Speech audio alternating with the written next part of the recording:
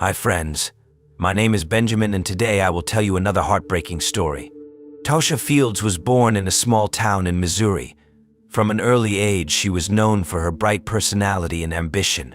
Tasha's life was not quiet and calm. She was full of energy and aspirations for new experiences. This quality made her stand out among her peers. Tasha was always open to new acquaintances and was not afraid to take responsibility for her actions.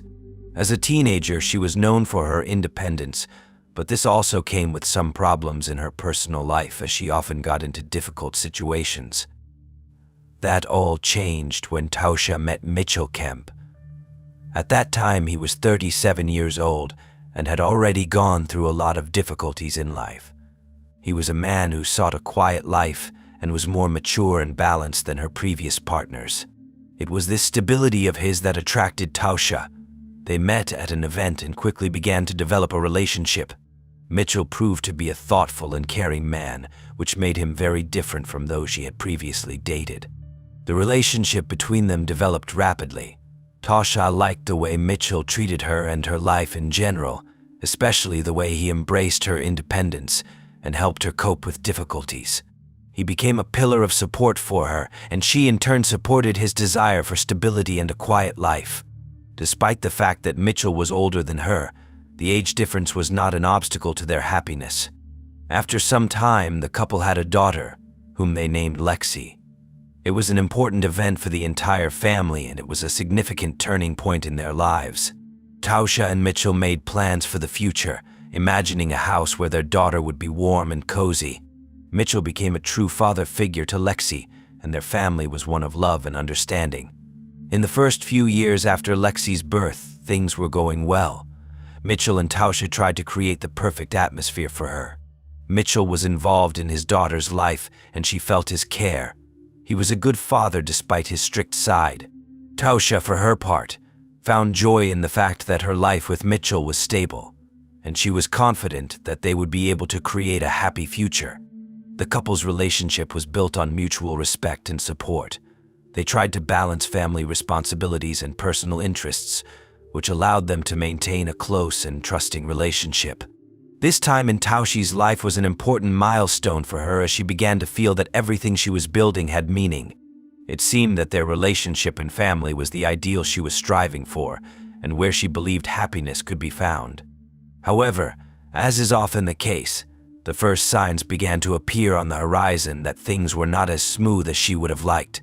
Despite the stability of the relationship and the care for her daughter, there was growing anxiety and dissatisfaction inside Tasha. Perhaps she was missing the freedom she once had. It became evident that she was feeling the pressure of family responsibilities, and her dreams for her future life began to diverge from reality. Tasha had always been energetic and aspired for something more. Perhaps the role of wife and mother could not fully fulfill her inner needs. She began to feel that her ambitions were being limited by the confines of domestic life and caring for her daughter. This inner conflict began to create tension in her relationship with Mitchell. He, on the other hand, was content with his family life and enjoyed being a supportive father and husband. However, at some point, his calmness and stability began to seem like something limiting to Tasha, which eventually caused some changes in their relationship. Despite possible internal strife, Mitchell and Tasha continued their life together, caring for their daughter and trying to maintain a normal relationship. Their life with Lexi seemed normal, stable, and, as they thought, happy. However, as time went on, it was obvious that their relationship began to lack what was so important to Tasha: free space for self-actualization and aspirations. Less than a year after Lexi was born, Tasha made the decision to leave Mitchell. The move was not an easy one, but nonetheless she moved out of their home, taking her daughter with her. Her inner feeling that she deserved something more than she could find in this marriage was the deciding factor. Though they tried to maintain a peaceful relationship for Lexi's sake, divorce seemed inevitable. For Tasha, the breakup was an important step in her personal transformation.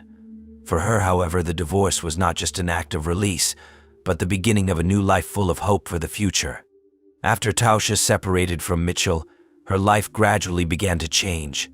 She quickly adapted to the new reality, becoming an independent woman. For some time, she lived in Columbia, Missouri, where, despite the divorce, she tried to establish a personal life. It was during this time, in search of new stability and maintaining a sense of security for herself and her daughter, that Tausha met Gregory Morton. Gregory was a very different person compared to Mitchell. He was older than her, with a more mature approach to life and his own perspective on relationships. At that point, according to her friends, Tausha was in search of a new beginning. Gregory drew her in with his calmness and confidence. He seemed like someone who could give her exactly the stability she needed. He was also single, and their shared experiences created a kind of spiritual union that soon grew into a romantic relationship. Although Tausha had not yet finalized her divorce from Mitchell, her feelings for Gregory became strong and she began to make plans with him for the future. Every day she felt more and more that this man could be her new support, and that with him she would be able to find happiness and peace. Their relationship grew rapidly, and soon, just a few months after their affair began, the couple was married. Tausha was confident that now that she would be married to Gregory, her life would be stable and her daughter Lexi would not have to go through any more turmoil. Despite her confidence in taking this step, her relationship with Gregory wasn't as easy as she had hoped. Despite their attempts to work on the marriage, neither of them were able to fully change the current situation. As in their first marriage, internal differences in personal priorities and values gradually caused them to fall apart. Gregory and Tausha were unable to agree on many important issues such as financial concerns, Lexi's parenting, and future plans. Soon, after several years of trying to save their relationship, Tausha and Gregory decided to separate. The marriage did not last long, and once again she found herself looking for a fresh start. This second divorce left a mark on Tausha. She increasingly felt that her life, as well as her relationships, had not brought her the fulfillment she expected. The separations from her two husbands, while not as tragic as her first divorce from Mitchell, were still a hard blow. After her second divorce, Tausha found herself alone again. 2 failed marriages had not broken her desire to find a man who could give her what she felt she had always lacked: stability, support, and perhaps control. Deep down, she realized that she was having a hard time being alone, and so she soon began looking for a new relationship. Shortly after breaking up with Gregory, she made the decision to move to Florida. It was another step towards a new life, another attempt to leave the past behind and find her happiness elsewhere. In the new city, she got a job in a kindergarten where she took care of children. It was here that fate brought her together with Dwayne Barentine, a single father who, as it turned out, also had a difficult fate. Dwayne Barentine was older than her, but unlike the previous men in her life, he was a very different person. He was caring, kind, and genuinely loved his daughter, whom he was raising alone. In that, he and Tausha were similar. Both wanted stability and normalcy, but each sought it in his own way. Dwayne worked with children, and his kind-heartedness and helpfulness made an immediate impression on Tausha. She saw in him a man with whom she could build a future, and for a moment it seemed to her that he was the one she had been looking for. Their relationship developed quickly. Dwayne was attentive and caring. He gave Tausha the attention she so enjoyed and tried to support her in everything. He wasn't like her previous men. He wasn't attracted to spontaneous adventures. He wasn't looking for thrills. He just wanted a quiet, family life. That's what attracted Tausha at first. They started dating in June 2007, and at first everything seemed perfect. Tausha seemed happy. She had found a man who accepted her with all her flaws, and that was a real relief for her. However, the more Dwayne got to know her, the more oddities he began to notice. One of the first disturbing details he discovered concerned her past. Once, when the conversation turned to past marriages, Tausha admitted that she had been married 5 times. This statement shocked Dwayne. He had never expected that she had so many failed marriages under her belt. However, Tausha quickly found an explanation. She said that she simply could not find the man she wanted to spend her life with, and that all her marriages were mistakes of her youth. At first, Dwayne didn't pay much attention to this, but then other oddities began to emerge. Sometimes Tausha would tell him stories about her past, but each time the details were slightly different. She said that her ex-husbands had been abusive, that her life had been full of difficulty and struggle. But there were too many inconsistencies in those stories. At some point, Dwayne Barentine began to feel that the whole life Tausha was telling him about wasn't so transparent. He felt that something more was lurking, and his suspicions only grew stronger every day. Though he still couldn't fully understand exactly what was going on in her past, one moment became crucial to him. Dwayne had learned that one of her ex-husbands, Mitchell Kemp, had gone missing in 2004. Tausha seemed in no hurry to provide clear answers to questions regarding his disappearance, and didn't even seem particularly concerned when the subject came up. He tried to understand her reaction, but something in her behavior alarmed him. He couldn't help but think that there was some secret hidden in her past that she didn't want to face. For a moment he felt that her stories, though they sounded plausible, still didn't add up. As Dwayne watched Tausha, his concern slowly turned to doubt and then to determination. He realized he could no longer remain in the dark, and one day he decided to take a step that would probably be crucial to their relationship. He decided to check her cell phone. His decision didn't come suddenly, but it was the summation of how more and more strangeness surrounded his girlfriend. He noticed that she was avoiding certain topics, apologizing for something important she couldn't tell him, and being suspiciously evasive in her answers. All of this encouraged him to think that perhaps it was her cell phone that could reveal the secret she was stubbornly hiding. At first, Dwayne wasn't sure what exactly he should be looking for in Tausha's cell phone. But when he finally picked it up, there were no other options in his mind. He didn't fumble around the screen, fidgeting nervously or trying to look through everything. He focused on one thing, looking for traces that might reveal what was going on with Mitchell, and that maybe not everything was as Tausha had told him. He started with messages and notes, thinking he would find at least some small clues that would help him in his investigation. He soon came across a few strange correspondences, but one of them gave him a real shock. Among the messages from unknown people, he found several phrases that made him very wary. One of the messages stated that Tausha's past life is not finished, and another mentioned the strange phrase, "Don't tell her what we know. She still thinks we don't know anything." Dwayne immediately sensed that something was wrong, but didn't know what to do with this information. However, the revelation that shook him to his core came shortly after he started looking through old messages. He found some correspondence that talked about problems with Mitchell, conflicts, and the need to resolve things once and for all.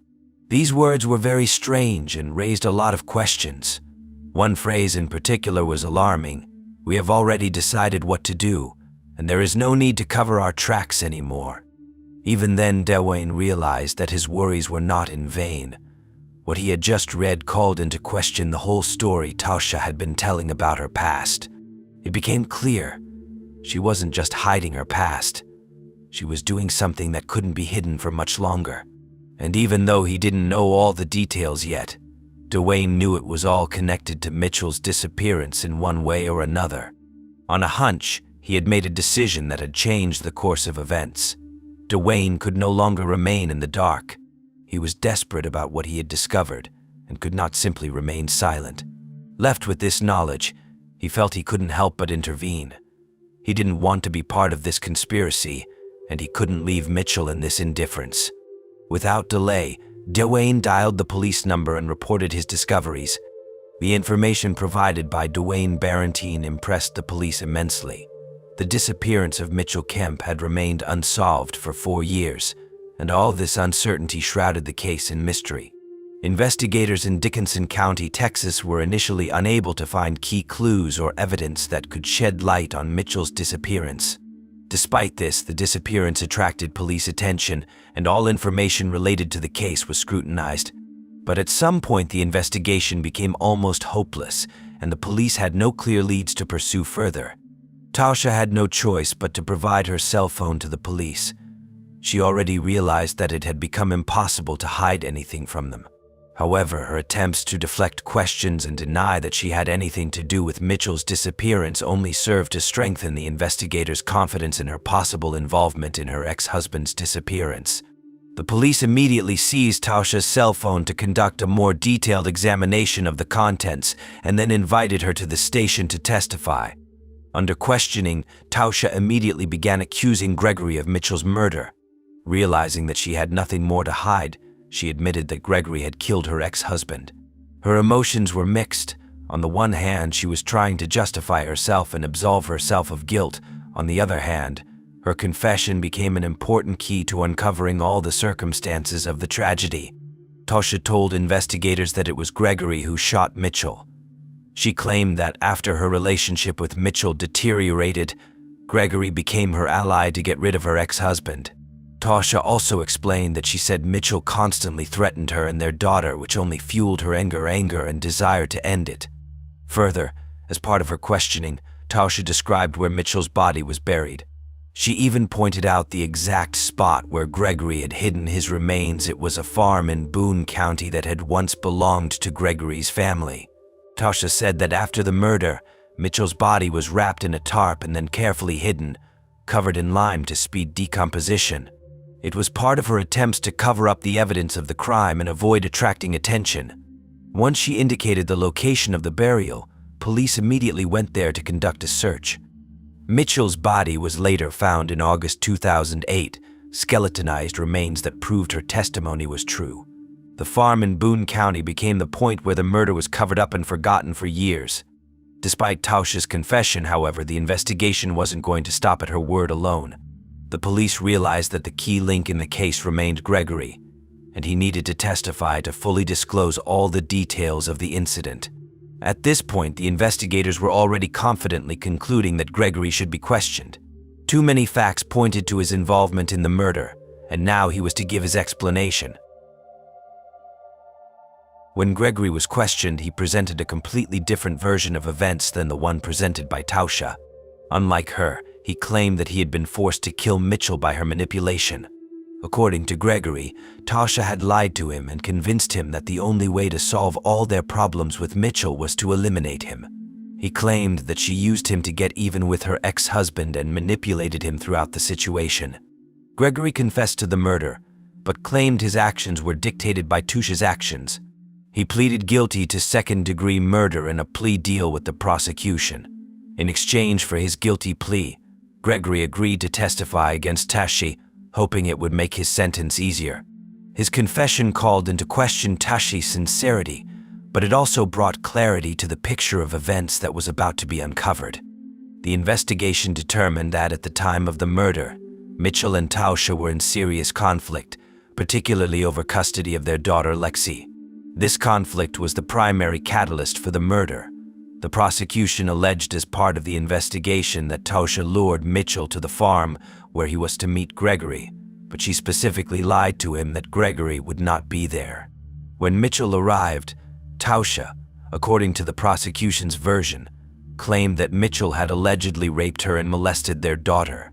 In a fit of rage and anger, under the manipulation of Tausha, Gregory shot Mitchell several times, giving him no chance at life.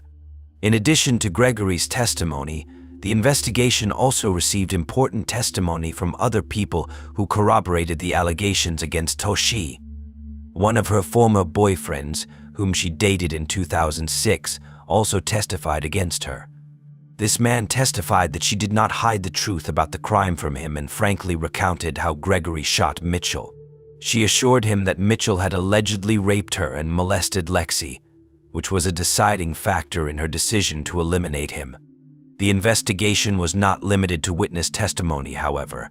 Investigators determined that Mitchell's body was wrapped in a tarp and then hidden on a farm where it was buried using lime to speed decomposition.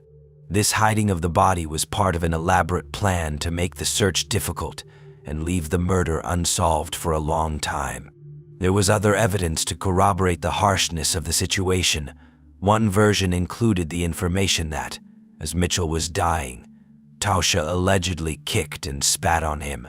These details only reinforced the image of her as a cruel manipulator who used her partners to commit crimes.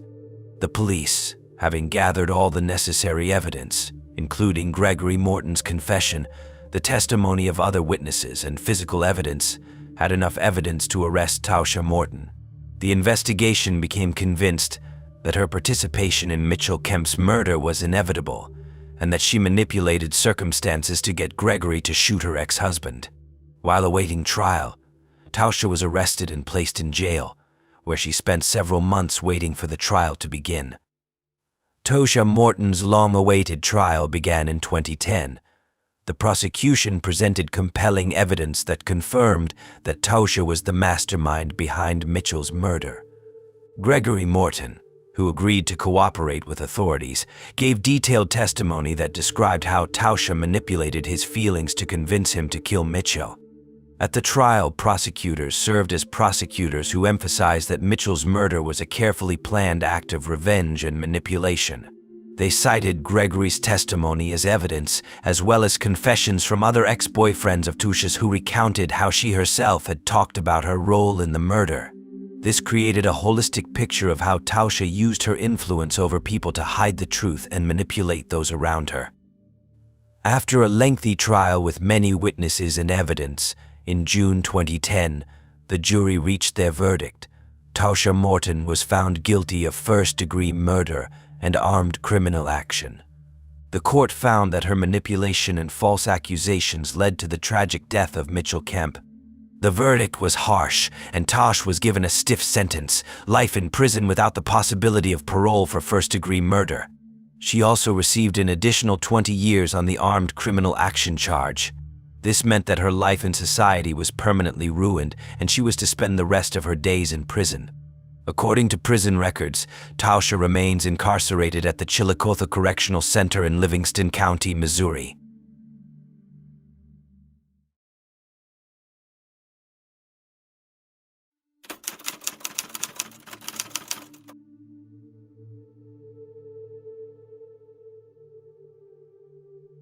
Hi friends, my name is Benjamin, and today I will tell you another heartbreaking story. The town of Blackstone, Massachusetts, was a place where life flowed in a measured and peaceful way. Small houses, manicured gardens, and friendly neighbors created an atmosphere where nothing out of the ordinary ever happened. The family of Erica Murray and Ramon Rivera stood out among the residents of this quiet town. The house where they lived with their children always looked well maintained, and the parents themselves elicited only positive comments from the neighbors. Erica Murray and Ramon Rivera seemed like the perfect couple. They had lived together for over a decade and were raising their children. Neighbors described them as quiet and peaceful people who preferred to live a secluded lifestyle, but were never reluctant to offer kind words or help to those around them. Erica was quiet and always polite, one neighbor recalled. When we crossed paths on the street, she would always smile and say hello. She was a typical young mom taking care of her children. Erica and Ramona's children often played outside the house. Neighbors noticed that their parents kept an eye on them, buying toys and providing everything they needed. Locals even recalled that on holidays, the family would decorate their home to delight the children and neighbors. Erica, though not overly social, commanded respect from those around her. She rarely participated in the social life of the town, but this did not alarm anyone. Everyone thought of her as a caring mother who devoted all her time to her family. "Not everyone in our neighborhood likes noisy company," a family acquaintance told me. Erica was one of those people. She just lived her life, and she was great at it. Ramon, for his part, was considered a man with golden hands. He helped neighbors with minor repairs and sometimes did chores around his friends' homes. His hard work ethic and willingness to always come to the rescue made him popular with the neighborhood. Ramon was very kind and helpful, a neighbor said. If something broke, he would come right away with tools. He could always be reasoned with. Murray and Rivera's family always took care of the children. Neighbors remarked that the children were cheerful, well-groomed, and joyful. They could often be seen playing outside with a ball or rolling around on their bikes. They were cute kids, one neighbor recalled. They would play in front of the house and their parents would always watch them. Sometimes they would laugh together, and it seemed so real. The children were surrounded by attention. They always had lots of toys in their house, which they took out into the yard to show their friends. On summer days, the family would have small picnics on their lawn, and it became a familiar sight to the neighbors. For the holidays, the family always tried to create a festive mood, not only for themselves, but also for those around them. They decorated the house for Christmas, hanging garlands and placing a small decorative Christmas tree wreath on the door. Neighbors remembered how excited the children were about the holiday decorations. They would sometimes help their parents hang lights or bring brightly colored toys out of the house to decorate the yard. It was always nice to see, a neighbor shared. You walk by and realize that these people really care about each other. Before 2014, no one could have imagined that something terrible could be lurking in this family's life. Everyone who knew Murray and Rivera described them as a well-meaning couple who tried to provide the best for their children. We thought they were role models, one resident said. Their house looked as secure as the family itself. Erica Murray had always been a reserved person, but in her early years in Blackston, she maintained a minimal level of interaction with her neighbors. She might smile, wave as she passed by, or exchange brief phrases on the street. Her modesty and reticence were seen as part of her character, and no one saw anything odd about it. She was always quiet and polite, a neighbor recalled. We knew she wasn't a fan of talking, but she never seemed unfriendly. About a year before the events that shook the city, however, Erica began avoiding even these small interactions. Neighbors noticed that she stopped going outside and no longer said hello like she used to. If someone tried to strike up a conversation with her, she found excuses to quickly walk away. She used to at least wave when I went out to water the garden, another neighbor recounted, and then she just stopped doing it. At first I thought she was busy, but then it started happening all the time. Erica also began to avoid the few neighbors she used to interact with more than others. It became as if her house was closed off to the outside world, and no one knew what went on behind its doors. The Murray and Rivera family was never particularly active in the social life of the town, but for the holidays they always decorated their home and tried to create an atmosphere of joy for the children. At Christmas, their house was decorated with garlands, and on Halloween, the children carried brightly colored pumpkins out into the yard. However, in the last few months before the tragedy, all of that had disappeared. Their house, which used to be part of the neighborhood's festive atmosphere, now looked gloomy and abandoned. At Christmas, neighbors noticed that there were no familiar lights on the house, and on Halloween, none of the family's children went outside. It was weird, the neighbors shared. We're used to seeing their house decorated, and here there was nothing, just dark windows and no sign of the holiday. Some residents tried to find out what was wrong, but Erica always made excuses. She said she was too busy with the kids, or that she decided not to spend money on decorations this time. One of the most disturbing changes was the deterioration in Erica's appearance. Whereas before she used to look well-groomed, trying to keep her house and grounds in order, now her appearance began to speak of an inner crisis. Her clothes became unkempt and her hair was often tangled, one neighbor recounted. She looked like she hadn't slept in days. The grass on their property had stopped being cut, and things that used to be stashed in the shed or basement began piling up around the house. It looked like they stopped taking care of the house, a neighbor recalled. Their lot had always been neat, but in a matter of months it changed. The Murray and Rivera family's children, who used to often play in the yard, also disappeared from the neighbor's view. The change was especially noticeable because they used to be part of the daily life of the neighborhood. We could always hear them laughing when they were playing with a ball or riding their bikes, a neighbor recounted. And then there was silence. We thought they were just getting older and spending more time at home. Neighbors began to notice that the windows of the house were almost always closed, and there was no longer any sign of activity on the property. Despite the changes, none of the neighbors gave it much thought. Many thought the family was going through a temporary hardship due to financial problems or the stress of raising multiple children. We thought they were just going through a rough patch, a neighbor shared. Everyone goes through that. We didn't want to get involved. Other neighbors speculated that Erica could have been dealing with postpartum depression or another condition related to caring for children. She looked tired, but that's normal when you have so many kids, one acquaintance recounted. All of this combined should have set off alarm bells for those around her, but as is often the case, the signals were ignored. Neighbors and acquaintances didn't want to invade the family's privacy, believing that things would get better. Now, looking back, we realized that these signs were obvious, one neighbor shared. but at the time it seemed like something temporary, not worth paying attention to. August 2014 was a normal summer month for residents of the town of Blackston, Massachusetts. Residents went about their daily business, children played outside, and neighbors greeted each other. Erica Murray's house, as always, looked quiet and withdrawn. No one suspected that this was the day that one of the most horrifying secrets that shook the local community would begin to unfold. That afternoon, Erica's neighbor, Betsy Brown, was doing work in her garden. Betsy was a friendly woman who often socialized with other neighbors. Although she noticed something had changed in the Murray house in recent months, she didn't pay much attention to it. The house always seemed quiet, but I thought it was because of the kids, Betsy later recounted. They had little ones, after all, and parents with children are always so much trouble. That morning, however, a strange sound caught her attention. It was the loud and continuous crying of an infant coming from the Murray house. The crying continued for several hours. Betsy thought at first that Erica was busy with the other children and just didn't have time to soothe the infant. However, time passed and the sound didn't stop. I started to worry because it was just too weird, she recalled. The baby was crying like no one was helping him. I couldn't just ignore it. "That smell, I still can't forget it," she said later. I realized there was something terrible in the house. Suddenly, Betsy noticed that the front door of the house was ajar. She gently pushed it open and peered inside.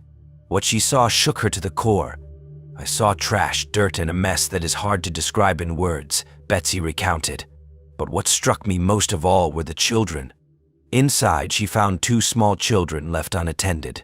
One was in dirty clothes and looked frightened, and the infant whose pitiful condition caught her attention was lying on a dirty blanket on the floor. I tried to see where their mother was, but there was no one else in the house she shared. It was a real nightmare. After realizing the children were in danger, Betsy immediately left the house and called the police. In a shaky voice, she explained to the dispatcher that she had found 2 children left unattended and asked for officers to be dispatched immediately. I said, "There's something very strange here. Something terrible," she recalled. The dispatcher assured her that officers were on their way and asked her to stay put so they could find the house faster. While the police were on their way, Betsy stayed outside the house, trying to stay as close to the children as possible. She tried to comfort the infant, who continued to cry, but the atmosphere inside the house was so depressing that she didn't dare go any farther indoors. "I just couldn't be there anymore," she said. "It was just too much. The smell, the mess, and those kids, it was all like a bad dream." The noise coming from the Murray house and then Betsy's arrival began to draw the attention of neighbors. Several people went outside to see what was going on. "We saw her standing on the porch calling something," a neighbor recounted. "She looked shaken up, and we realized something was serious." One of the neighbors approached Betsy and asked if she needed help. She explained that there were children inside and asked to wait for the police to come with her. When the first officers arrived on the scene, Betsy gave them all the information about what she had seen and heard. The police officers entered the house to assess the situation and assist the children. They went inside and came out a few minutes later with very serious faces, the neighbor recalled. "I've never seen them so shaken." Trash was strewn all over the house. Dirty diapers, leftover food, plastic bottles, and clothes covered the floors. The walls were stained and the furniture looked like it hadn't been used in years. In one room, officers found 2 small children described by a neighbor. They were in unsanitary conditions and looked extremely neglected. The children were frightened and looked like they had not been properly cared for in a long time. We could see that the children needed help. Their condition spoke for itself, one of the police officers recounted. The younger child kept crying while the older one just remained silent, looking at the floor. The officers immediately called paramedics to treat the children. Officers continued to look around the house to make sure no one else was there. In each room, the situation was getting worse. Debris was reaching so high that it was difficult to move around some rooms. The kitchen was scattered with dirty plates, leftover food, and broken appliances. The refrigerator was virtually empty except for a few expired food items. In the bathroom, police found a layer of dirt that didn't seem to have been washed off in years. There were wet rags on the floor and the bathtub was filled with trash. It wasn't just the neglected state of the house. It was total chaos, one investigator shared. Officers noticed a few things that led them to call forensics to investigate further. Items were found in one of the rooms that may have been related to young children, but the items did not match the number of children found in the home. These finds led police to speculate that events beyond child neglect may have occurred in the home. After officers completed their initial inspection, it was clear that the situation required immediate intervention. The children were evacuated from the home and transferred to a medical facility for evaluation. We realized we were on the cusp of something terrible. What we saw was already beyond all limits, one of the police officers recounted. Crime scene investigators arrived on scene to continue examining and documenting evidence found in the home. After first inspecting Erica Murray's home and evacuating the living children, police continued a thorough search of the premises. The forensic investigators arrived and began a detailed examination of all the rooms that had previously been simply filled with trash and dirt. However, the investigation soon took an unexpected and horrifying turn when the officers made a discovery that shocked even the most experienced investigators. While inspecting one of the bedrooms, investigators' attention was drawn to locked closets that had previously been hidden behind a layer of trash. After clearing access to them, police discovered that the closets contained not just stuff, but something much more disturbing. In the first closet, officers found a package wrapped in cloth. Upon opening it, they discovered the remains of an infant. Examination of the other closets revealed 2 more packages containing infant remains. The third package was the most shocking. The infant's remains had a placenta attached, indicating that he may have been stillborn. This detail raised many questions for the investigators, as they now couldn't rule out the possibility that the infant did not die a natural death. We've seen a lot of horrible things over the years, but this was out of bounds, one of the forensic investigators later recounted. The discovery of the infant's remains immediately changed the course of the investigation. An initial case of negligence and unsanitary conditions at the home turned into a case of possible murder or covering up the deaths. That was the moment we realized this story was much more complicated than it first appeared, one officer recounted. Police immediately contacted forensic experts to analyze the remains and try to determine the infant's cause of death. News of the discovery of the baby's bodies quickly spread across Blackston and beyond. Locals were shocked to learn of what had happened in a house they saw every day. It's scary to realize that this could have been happening right under our noses, one neighbor said. The Murray family became the center of attention, and the house was dubbed the House of Horrors in local and national news. For the investigators, the case was one of the most difficult and emotionally taxing of their careers. Despite years on the job, none of them were prepared for what they discovered in the house. It's not just a tragedy. It's a tragedy that someone tried to cover up. And that makes it even scarier, shared one of those involved in the investigation. During further inspection of the house, police discovered another horrifying detail: animal remains. They were scattered in different rooms and were in varying degrees of decomposition. These findings only added to the overall shock of the condition of the house and raised new questions about what was going on inside. We expected to see a lot of things, but we couldn't even imagine finding animal remains in here, one investigator later said. Forensic experts could not immediately determine how or why the animals were in such a state. This added another dark layer to an already frightening picture, forcing investigators to focus not only on human tragedies, but also on the issue of animal cruelty. After the shocking findings at Erica Murray's home, police took immediate action to keep the remaining children safe and begin the justice process. Evidence discovered during the search warranted the arrest of the mother and her partner, Ramon Rivera. This move was the beginning of a long and complex investigation that raised many questions about what went on behind the closed doors of the Murray home. Erica Murray was arrested on the same day that the remains of the babies and the unsanitary conditions in which her children were living were discovered. Her arrest was not resisted. She remained calm and showed no emotion. She didn't try to defend herself or make excuses, one officer recalled. It was weird, like she was ready to be caught. Murray was charged with murder, child abuse, and concealing a death. Her behavior at the time of her arrest only heightened police suspicions. She did not ask about the children or show any apparent anxiety about her situation. During the first interrogation, Erica continued to maintain a cool demeanor that surprised even experienced investigators. She avoided answering direct questions about the baby's remains being found and claimed she didn't know how they ended up in the house. Her answers were unconvincing and full of contradictions, one investigator noted. When asked about the living children, she only briefly replied that she did her best to take care of them. However, evidence found in the home contradicted her words. Ramon Rivera, Erica's partner, was also arrested the same day. His charges related to child abuse. Rivera claimed he was unaware of the younger children's existence and hardly ever went upstairs from the basement, where he spent most of his time. He said he rarely interacted with the family, focusing on his own business and staying out of Erica's life. "I didn't even know we had that many kids," Rivera said during questioning. Investigators focused on verifying Ramon's words. He claimed he was pretty much an outsider in the family's life and had no knowledge of the children's condition or of the baby's remains being found. "I couldn't imagine this happening in our home," he said. His statements, however, raised doubts among police. Although he claimed he hardly ever left the basement, his presence in the house and his connection to Erica made him a key witness or possible accomplice.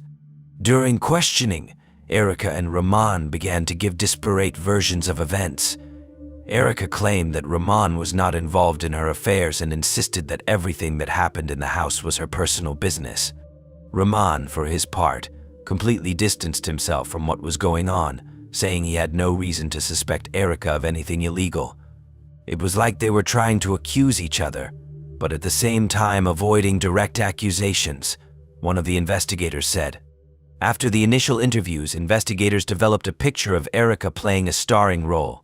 Her cold-blooded behavior, contradictory statements, and lack of interest in the children's fate reinforced police suspicions. Ramon, although he claimed not to know what was going on, was not completely excluded from the circle of suspects. His inaction and being in the same house as the victims made him an equally important figure in the investigation. After Erica Murray's arrest in 2014, the case gained widespread public attention. The evidence found in her home, including the remains of babies and the horrific living conditions of the children, shocked even seasoned investigators. The upcoming trial attracted both local and national press attention as the public clamored for answers to questions about the motives and circumstances of these tragic events. The charges were based on an investigation that included the discovery of the infant's remains in the home's closets and the unsanitary conditions in which the surviving children were housed. Murray pleaded not guilty. Her attorney said she suffered from serious mental illness that prevented her from realizing the consequences of her actions. The defense's position was that her actions were the result of mental illness and not deliberate or conscious decisions. Due to the complexity of the case and the need for numerous evaluations, the trial did not begin until June 2019, nearly 5 years after her arrest. During that time, Erica remained in custody without bail, reflecting the seriousness of the charges against her. During the preliminary hearing, the defense insisted on the need for a psychiatric evaluation that could confirm that Erica could not be held accountable for her actions due to her mental state. At the trial, the prosecution presented a wealth of evidence, including photographs of the home, autopsy results of the baby's remains, and testimony from witnesses including neighbors and police officers.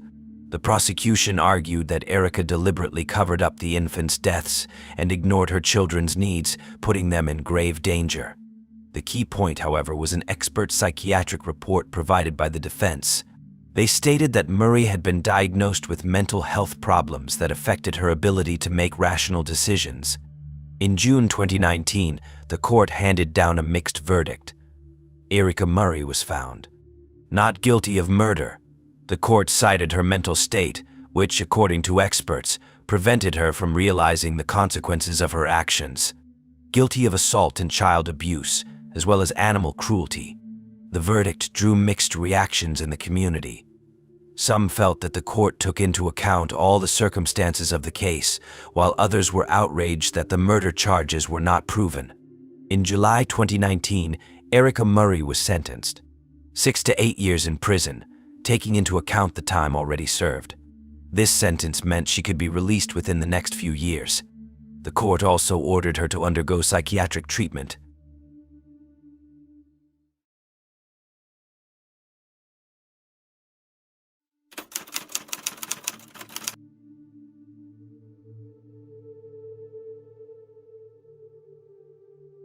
Hi friends, my name is Benjamin and today I will tell you another heartbreaking story. Liam Gray was the kind of young man that those around him always spoke warmly of. Born in 2001 in Mansfield, Nottinghamshire, he grew up in a family who valued sincerity and support. Liam had a clear understanding that the most important things in life are the people closest to him. From an early age, he showed kindness and consideration for others, which made him a favorite with his family and friends. Liam's childhood was spent in a quiet neighborhood of Mansfield, where life flowed in a measured way and neighbors knew each other. His parents tried to give their children everything they needed, but they also taught them to appreciate every accomplishment, even the small ones. Liam learned these values from his family, which made him a person who was always eager to help and support those around him. His smile, kindness, and ease of communication attracted people to him. Already in his teens, Liam began to stand out among his peers with his calm character and sincerity. He was not someone who loudly declares himself, but everyone who knew him noted his reliability and ability to be there when it really matters. These qualities played a key role when he met his future girlfriend, Sian. Liam and Sian met during their high school years. It was that meeting that seemed to seal their fate. At first, they were just friends, sharing dreams of the future and supporting each other in schoolwork. However, with each passing year, their bond grew stronger and stronger, and their friendship gradually grew into a romantic relationship. Sian was a girl who valued honesty and kindness in people, and in Liam she found exactly what she was looking for. He was always attentive to her needs, helping her with advice or just listening when she needed to talk. Their relationship was built on trust and understanding, and it helped them through all the challenges that came their way. By the time they graduated high school, Liam and Sian were already inseparable. They dreamed of a future where they could start a family, support each other, and build a life together. Their relationship inspired those around them, and friends often said they were a real couple made for each other. At the age of 18, Liam's life changed. He found out he was going to be a father, and the news filled him with pride and excitement. It was a huge step for someone so young, but Liam took it with confidence and determination. He knew the responsibility of having a family was a challenge, but he was willing to do whatever it took to give his daughter and Sian a better future. When their daughter Ayla was born in July 2019, Liam felt on the cusp of happiness. The little girl became the center of his universe. He spent every spare minute with her, gently supporting her little arms and watching her make her first movements. Sian later recalled how Liam would sit by Ayla's side for hours, telling her how beautiful their future would be. The birth of his daughter also changed his outlook on life. Liam became even more determined and mature. He realized that now he not only had dreams, but also a responsibility to do everything he could to make sure Ayla grew up safe and loved. He continued his studies while working part-time to support his family. His parents were proud of how responsible their son had become. Every day, Liam became more and more immersed in his role as a father and partner. He and Sian made plans. They dreamed of moving into their own home, where Ayla could grow up surrounded by love and care. Liam wanted to give his daughter the best of everything, from education to the little joys of childhood, such as family picnics or trips to the countryside. August 1st, 2019 began as a normal summer day in Mansfield. The sun was shining brightly and warm air filled Gladstone Street, where Liam Gray's home was located. This day was no different than many others where Liam spent time with family and friends, enjoying the simple pleasures of life. The morning passed quietly in the house. Liam helped Sian with the daily chores while paying attention to their 2-week-old daughter Ayla. He loved taking care of the baby girl, and every moment spent with her was special to him. Ayla was just getting used to the world around her, and her presence filled the house with new sounds, quiet babbling, giggling, crying. For Liam, It was a happiness he wouldn't trade for anything. Toward lunchtime, Liam's relatives stopped by the house. His grandfather, with whom he was particularly close, came to check on his great-granddaughter and chat with his grandson. Over a cup of tea, the family discussed plans for the weekend, shared news and jokes. Liam was the center of attention as always, talking about how he was getting used to being a young father. He looked relaxed and happy, enjoying the warmth of the family circle. In the afternoon, Liam decided to invite a few friends over to his place. It was his way of maintaining old connections despite his new responsibilities. Among the friends he invited were those he had grown up with and spent his high school years with. Liam believed that maintaining friendships was important, even as life made its changes. He wanted to show his friends his daughter and just have a good time like they used to do. The friends began to gather closer to evening. They settled down in the garden behind the house, enjoying the warmth of the summer evening. Liam got the drinks out, arranged the snacks, and put on some music. It all made for a relaxed atmosphere where they could talk, joke, and reminisce about old times. Liam was a man who knew how to bring people together, and this evening was no exception. One of his friends suggested going to a local pub to continue the evening in a more lively atmosphere. The idea appealed to everyone. Liam, as always, was in favor of the company. He told Sian he was going out for a while and promised to be back in a couple of hours. Sian, busy taking care of Isla, didn't mind, realizing that Liam sometimes needed time to spend with his friends. The atmosphere in the pub was friendly as always. Liam and his friends were talking, laughing, and making plans for the future. However, towards the end of the evening, the atmosphere began to change. Some of the people present became more irritable. Tension was building. Liam, as usual, tried to smooth things over, avoiding conflict, but it was already felt that the evening might not end as smoothly as it had begun. Toward nightfall, the company returned to the house on Gladstone Street. Time seemed to pass slowly, and fatigue began to take its toll on everyone. No one suspected, however, that the tranquility of the day would soon be broken. Sian recalled that night with a pain that would not fade even years later. She had just put 2-week-old daughter Ayla to bed, enjoying rare moments of silence. Liam had gone out to meet some friends and she expected him back, cheerful and a little tired as always. Close to midnight, Sian heard the front door creak open. It was Liam. His footsteps were steady but hurried, as if he was trying not to wake anyone.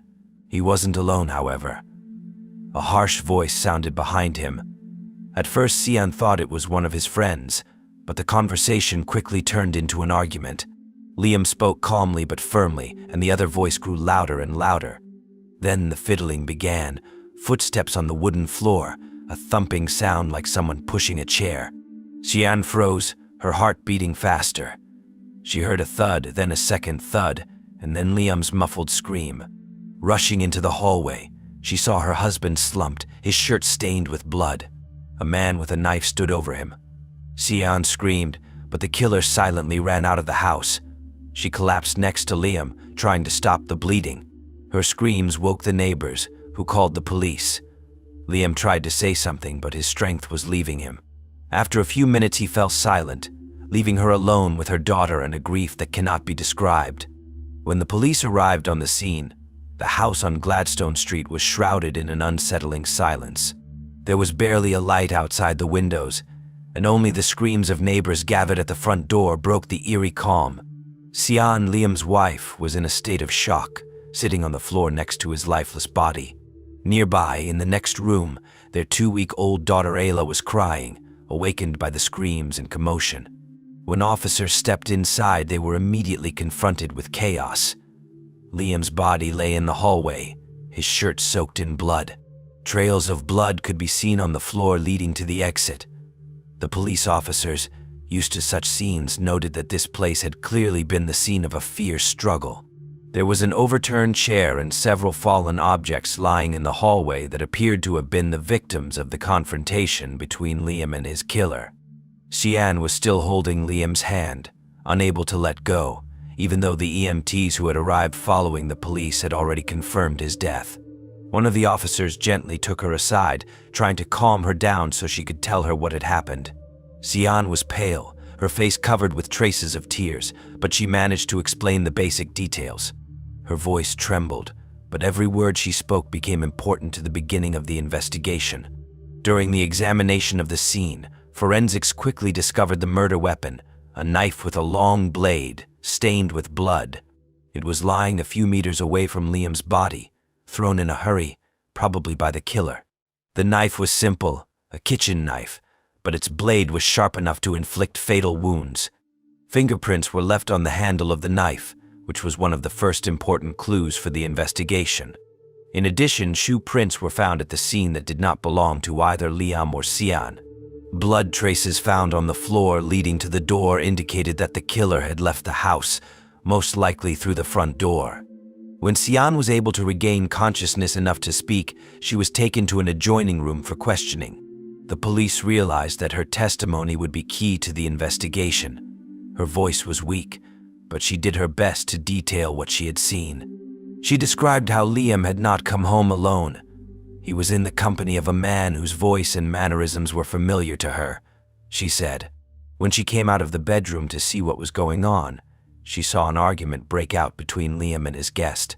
She couldn't understand what they were arguing about, but she could hear Liam trying to calm his opponent down.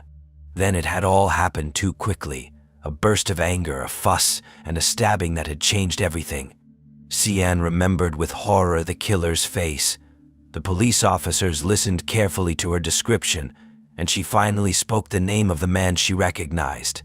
It was Jonathan Treadgold, Liam's friend.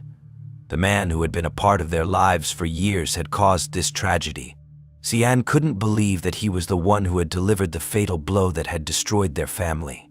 In the process of examining the scene, forensic investigators collected several other important pieces of evidence.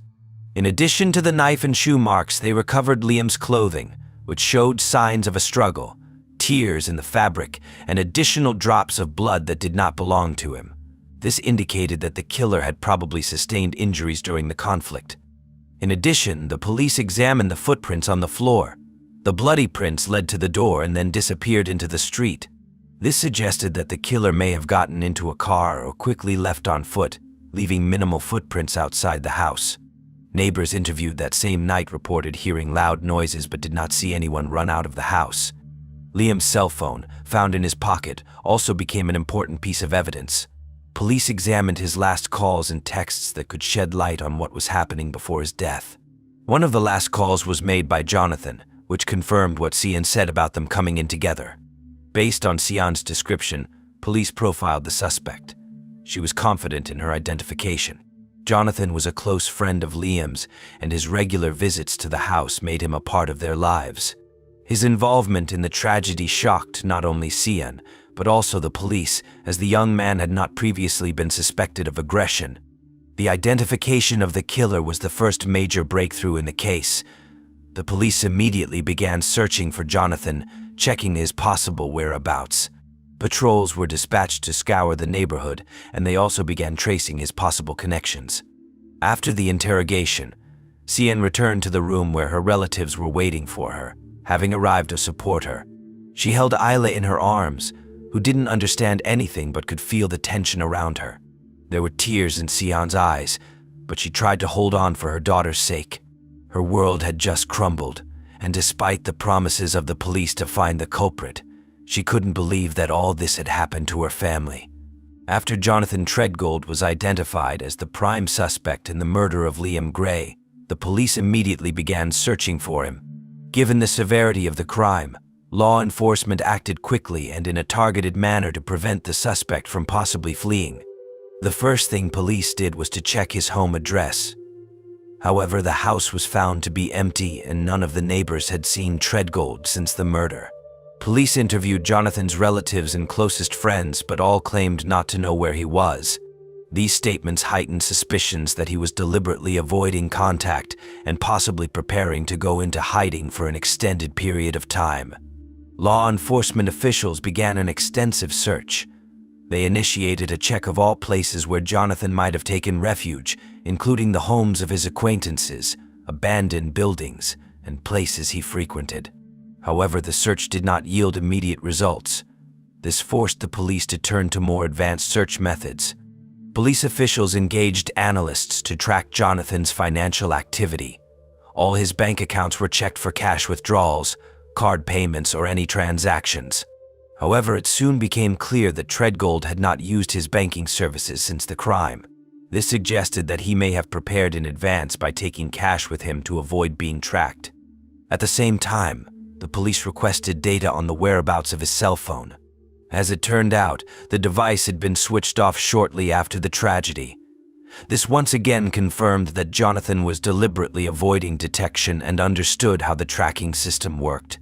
Disconnecting the phone made the police's task more difficult, as it deprived them of the ability to determine his recent movements through cell towers. Despite the challenges, law enforcement's persistence brought results. The breakthrough came when one of Jonathan's former co-workers contacted the police after hearing that he was wanted. He reported that some time ago Jonathan had talked about an abandoned house on the outskirts of the city. Treadgold had often mentioned the place as a secluded and secretive place where he could think or rest in peace. The policeman immediately went to the place in question. It was an old two-story house, long abandoned and surrounded by overgrowth. The operatives cautiously began to examine the area. The first signs pointed to a recent human stay. Fresh shoe prints were visible on the dusty floor. In one of the rooms were found the remains of food, and in the next room, traces of a fire. Everything indicated that the house was being used as a temporary shelter. After examining the first floor, the police went upstairs. In one of the rooms on the second floor, they found Jonathan hiding behind some overturned furniture. He looked haggard and confused, as if he realized that his plan to escape had failed. Treadgold offered no resistance when the operatives informed him of his arrest. He remained silent, not uttering a word as he was led away from the building. Police officers noted that Jonathan was depressed. Perhaps he had already realized that he could not escape responsibility. No weapons or means of escape were found in his hideout, suggesting that he had deliberately stayed in the city, hoping to hide close to the crime scene. Jonathan Treadgold was taken to the police station for questioning. He was initially uncooperative, claiming that he needed time to think things through. His behavior ranged from apathy to outbursts of irritation, making it difficult to obtain information. However, the detectives realized that time was playing on their side. They carefully constructed a conversation, starting with questions about his relationship with Liam and gradually moving on to the events of that night. "You were his friend," one of the investigators remarked. "Why did it end so tragically?" Jonathan avoided direct answers, claiming it was an accident. He said he hadn't planned anything like that, and that things got out of control. After several hours of questioning, Jonathan began to talk. He admitted that he had indeed met Liam that night, but denied that the murder was premeditated. According to him, there was an argument between the two which escalated into a physical confrontation. "I don't know what came over me," Jonathan said, avoiding making eye contact with detectives. "I just wanted him to understand how hard it was for me, but it went too far." He claimed the knife ended up in his hands by accident, and he did not remember stabbing him. However, investigators noted inconsistencies in his testimony. Jonathan could not explain why he brought the knife with him, and why he did not try to stop after the first blow. When asked why he left the scene, leaving Lily bleeding, he only shrugged. "I was scared," he muttered. "I didn't know what to do." During the interrogation, investigators used evidence found at the crime scene to prove Jonathan's guilt. Fingerprints on the murder weapon and DNA testing on his clothing confirmed that he was involved in the struggle with Liam. Moreover, shoe impressions found in the house matched his shoes seized at the time of his arrest. When he was presented with this evidence, Jonathan fell silent. He no longer denied his involvement, but continued to insist that it was done out of emotion. The investigators knew, however, that their task was to prove the willfulness of the crime. Detectives also discovered that in the final weeks before the tragedy, Jonathan had felt intense jealousy towards Liam. Their friendship began to crumble as Liam began to pay more attention to his family and newborn daughter. This created a tension that Jonathan couldn't overcome. He felt abandoned and rejected, which was probably the reason for his aggressive behavior that night. During the interrogation, Jonathan mentioned several times that Liam didn't understand what he was doing. These words, repeated over and over again, indicated the deep resentment he felt. However, he was unable to clearly explain what it was that caused him to pick up the knife and deliver the fatal blow. After completing interviews and thoroughly analyzing the evidence, Mansfield police gathered enough evidence to formally file charges against Jonathan Treadgold. He was charged with first-degree murder. The charge was based on eyewitness testimony including cyan, forensic evidence, fingerprints, and Jonathan's own confession. Police prepared a detailed dossier outlining the circumstances of the case, the evidence, and the motive for the crime. This document was sent to the prosecutor's office to bring the case to trial. The prosecutors, after reviewing the materials, confirmed that the evidence collected was sufficient to open a criminal case. Jonathan Treadgold's trial began on February 7, 2020 at Nottingham Crown Court. The murder of Liam Gray by his best friend shocked the local community, and the sessions attracted widespread public interest. Liam's family, friends, and loved ones attended hoping to hear the truth and see justice served. The prosecutor's office presented numerous pieces of evidence collected by the police that became the basis of the prosecution's case. Among them, the knife found at the crime scene contained Jonathan Treadgold's fingerprints. This was irrefutable evidence of his direct involvement. DNA analysis showed that the blood on Jonathan's clothes belonged to Liam. This confirmed that the conflict was physical and took place at the scene of the crime. Cyan, Liam's wife, provided a detailed description of the events of that night. She personally witnessed Jonathan deliver the fatal blow to Liam, and her emotional testimony became a key element of the prosecution's case. Prosecutors said Jonathan's actions were driven by jealousy and feelings of rejection he had experienced in the final months before the crime. They argued that his resentment and accumulated anger turned violent. Defense attorneys tried to convince the court that the murder was not premeditated. They argued that Jonathan acted on impulse, driven by emotion, and did not plan to commit the crime. However, numerous pieces of evidence, including the fact that the knife had been brought with him, contradicted this version. The prosecutor concluded his speech by emphasizing that this brutal act destroyed not only one life, but an entire family. It was not a random killing, but a deliberate betrayal by someone who was trusted. The defense, on the other hand, insisted that my client did not mean to kill. His actions were the result of an emotional crisis, not malice. After 10 days of deliberations, the jury retired to reach a verdict. After several hours of deliberation, on February 7, 2020, they returned with a verdict. Jonathan Treadgold was found guilty of first-degree murder. On February 10, 2020, the judge announced the sentence.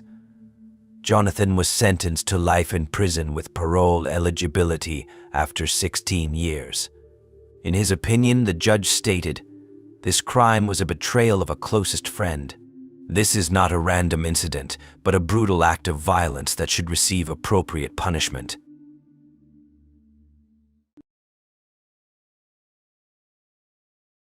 The town of Hayes, located in the heart of Kansas, has long been known for its cozy and measured life.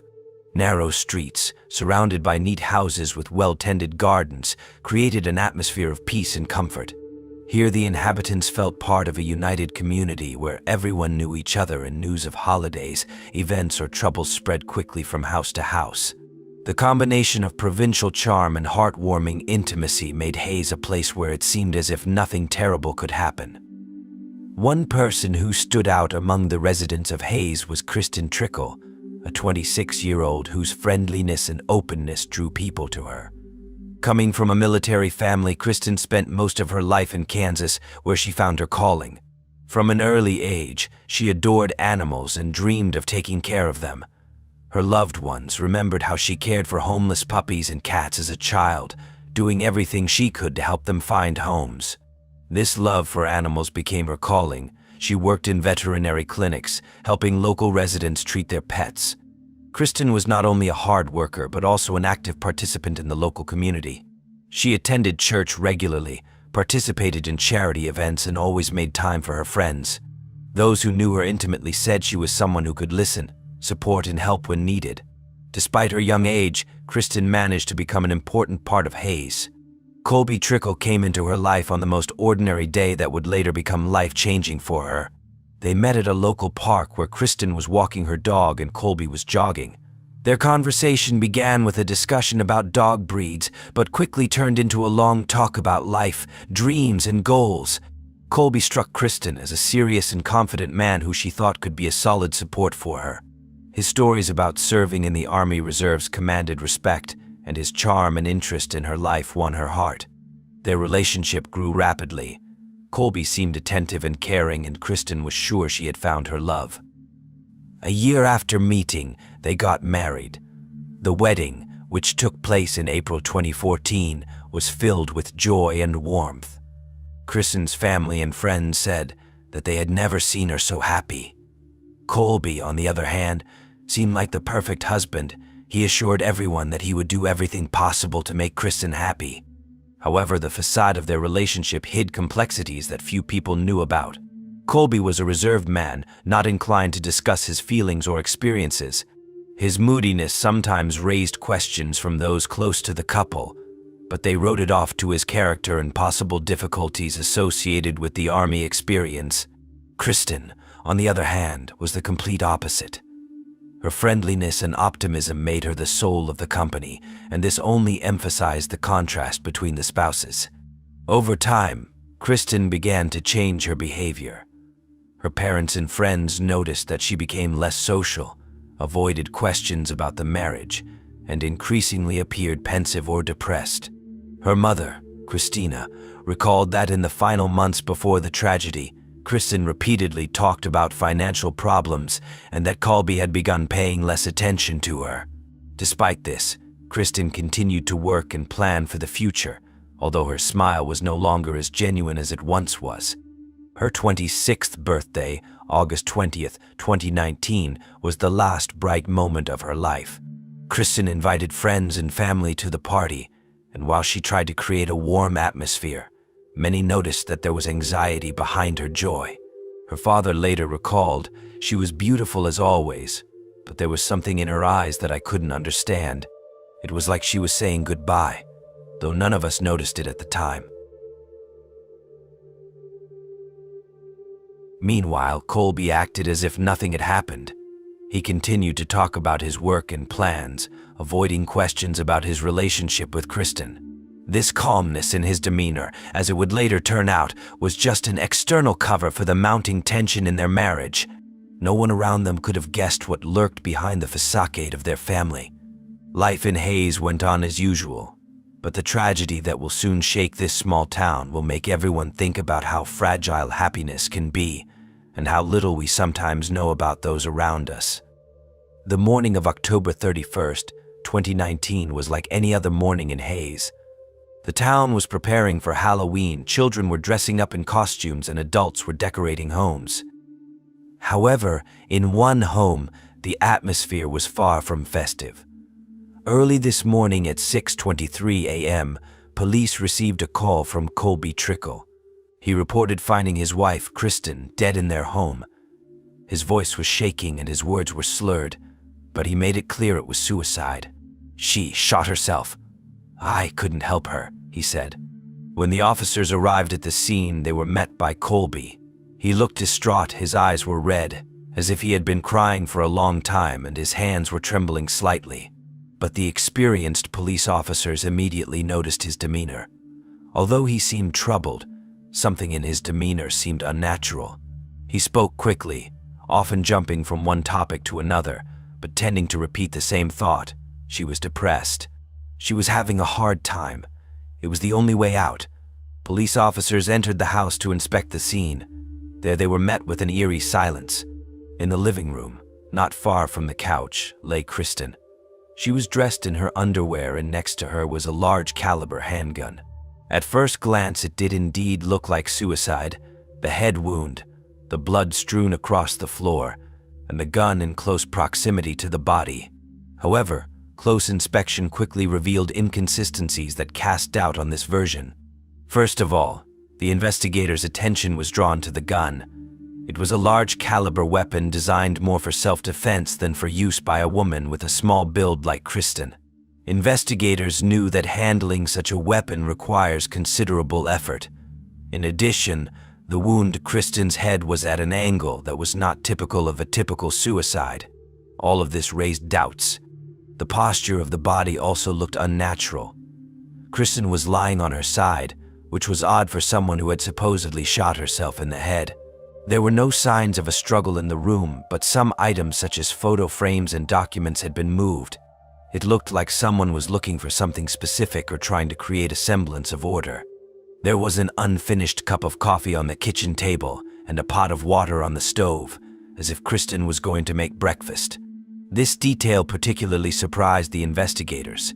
Usually people planning suicide don't do household chores before they die. What raised even more questions was that Kristen's cell phone had an alarm set for the morning. People who intend to take their own lives don't set alarms or plan the day, Detective Joshua Burkholder later explained. Further inspection of the home only heightened suspicions. Police officers noticed that none of the doors or windows were damaged.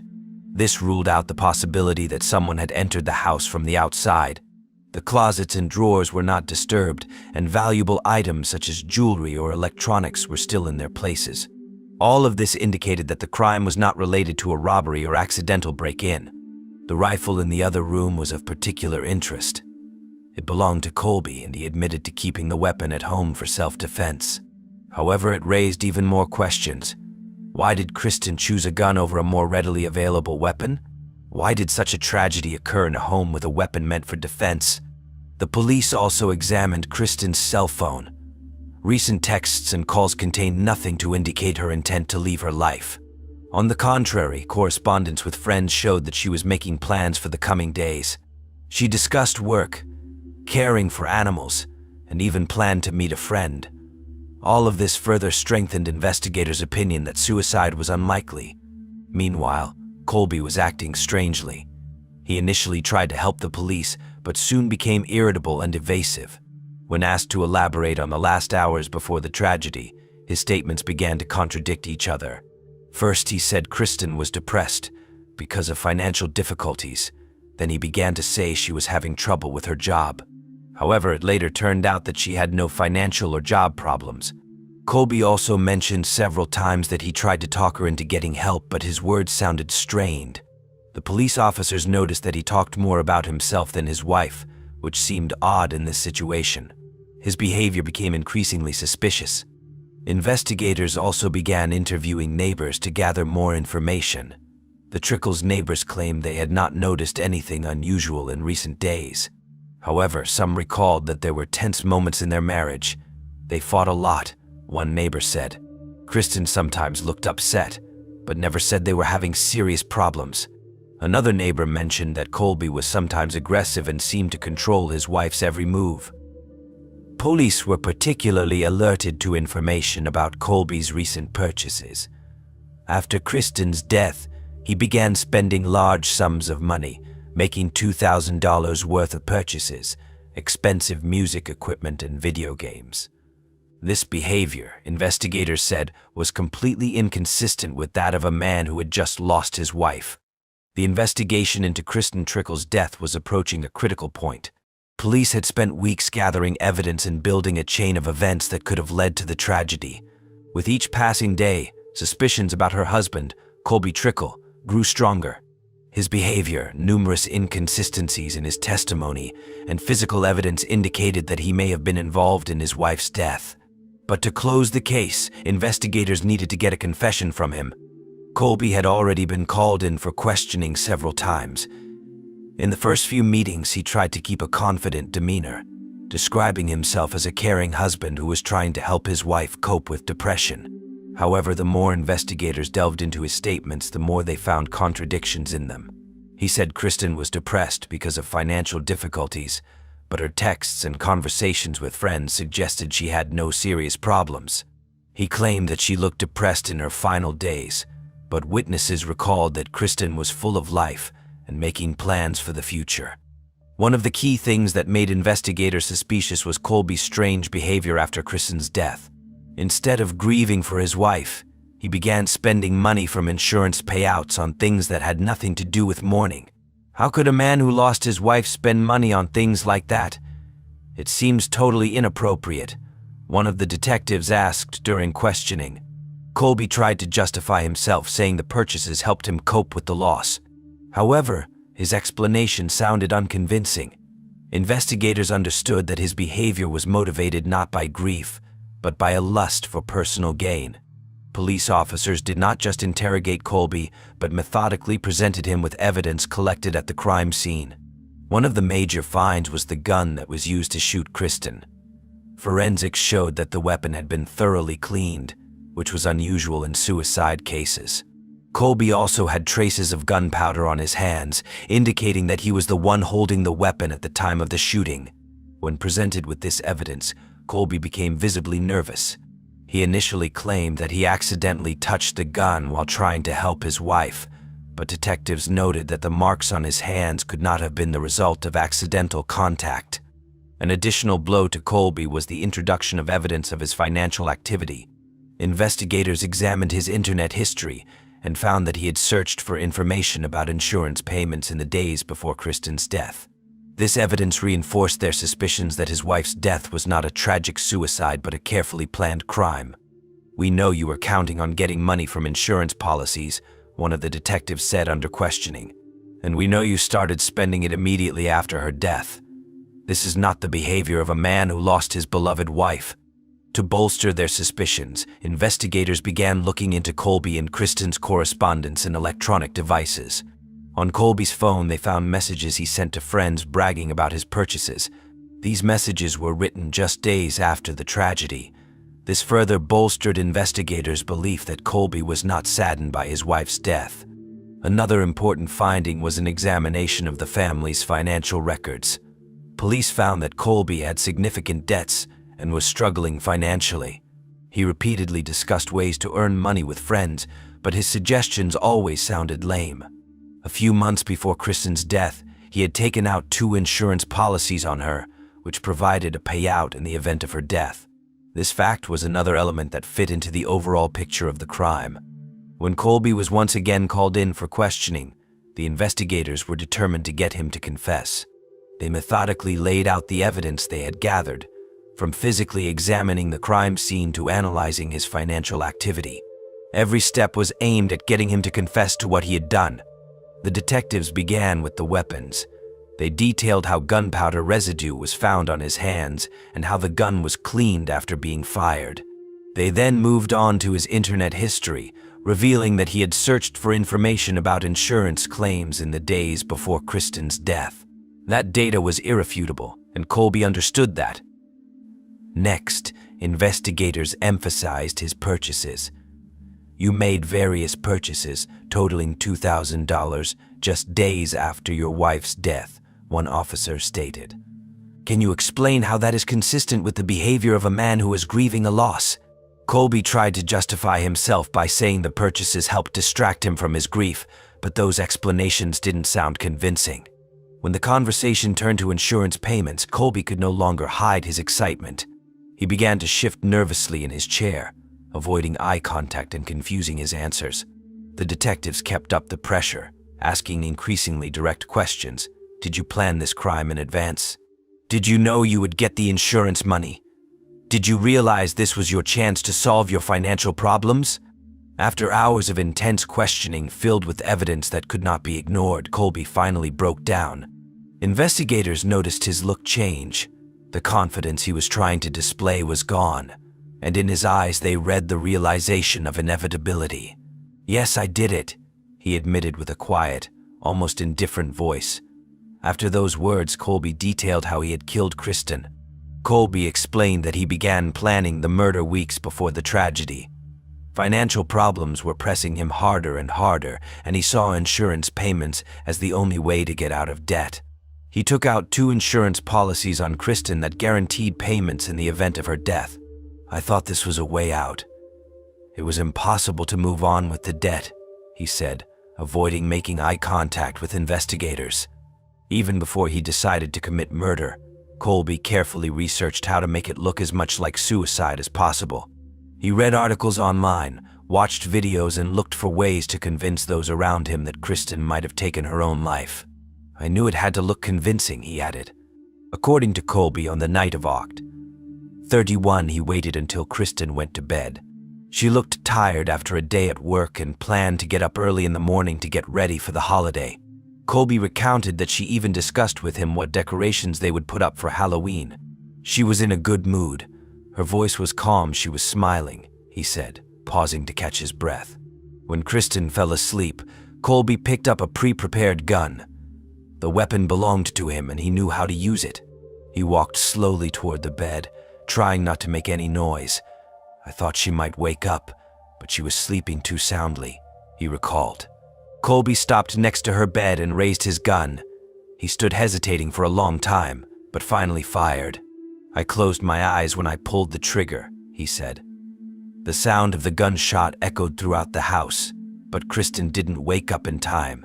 It all happened in an instant. After the gunshot, Colby immediately set about realizing his mock suicide. He wiped the gun thoroughly to get rid of any marks that might have pointed to it. He then placed the gun next to Kristen's body, trying to make it look natural. I figured that if everything was lying properly, no one would suspect anything strange, he explained. He moved some things around in the room to make it look like Kristen might have been depressed, arranging her personal belongings so they looked abandoned. Colby also took her phone and changed a few settings to confuse the investigation. The strangest part of his story was that he intentionally left a pot of water on the stove. I thought it might show that she had changed her mind, he added, hinting that Kristen was allegedly going to cook something before her decision to pass away. When asked if he felt remorse, Colby only shrugged. I didn't think it would go this far. I thought it would be easy. Nobody would dig in, he said with an indifference that shocked investigators. His story finally confirmed all suspicions and gave police a full picture of what happened. Colby told his version of events without emotion, as if he were describing a routine action. This equanimity was the final touch in a case that shook the small town of Hayes. Colby's confession was a key moment in the investigation. Investigators were struck by his coolness and lack of remorse. He spoke of his actions with a frightening calmness, as if it were all part of some logical plan. His indifference to his wife's fate and his apparent lust for money gave the detectives a shock. That's one of the coldest confessions I've heard in my career, one of the investigators later said. He killed his wife for money and showed not a shred of regret. Colby Trickle's trial began in September 2023 and was a pivotal event for the city of Hayes, Kansas. The case, due to its tragic nature and shocking details, attracted not only local attention but also national media attention. Each day of the hearing turned into a new expose, and the courtroom was filled with reporters, friends, neighbors, and those who wanted to understand how a man could go about killing his own spouse for money. From the beginning, it was evident that the prosecution was prepared for the case. The prosecutors consistently presented the facts based on the evidence collected by the investigation. They presented a number of expert and witness testimonies that together created an indisputable picture of Colby's guilt. Expert testimony played a key role. For example, ballistics testing confirmed that the shot was fired at close range, and Colby's hands showed traces of gunpowder. This proved that he was holding the weapon at the time of the shot. Psychologists brought in to analyze it confirmed that Kristen's actions the day before her death, including setting her alarm clock and making plans for the day, in no way fit the profile of a person planning suicide. Prosecution witnesses, including Kristen's friends and co-workers, provided the court with not only insight into her upbeat personality, but also described her plans for the future. She was going to expand her career, planning trips and actively socializing with friends. This was completely inconsistent with the version of depression that Colby tried to present. The defense side, in turn, tried to undermine the prosecution's arguments. They stated that Colby was under severe emotional stress and could have confessed to the crime under pressure from investigators. Colby's attorneys also argued that his spending spree after his wife's death was not evidence of indifference but an attempt to cope with the loss. They insisted that the case was complicated and Kristen's death could have been an accident. However, these arguments did not hold up to scrutiny. For example, the attorneys argued that the gunshot could have been accidental, but ballistics experts refuted this. They pointed out that the weapon was intentionally cleaned after the shot, which is clearly not characteristic of an accidental event. In addition, the defense failed to explain the numerous inconsistencies in Colby's behavior. Why did he take out 2 life insurance policies on his wife's life months before her death?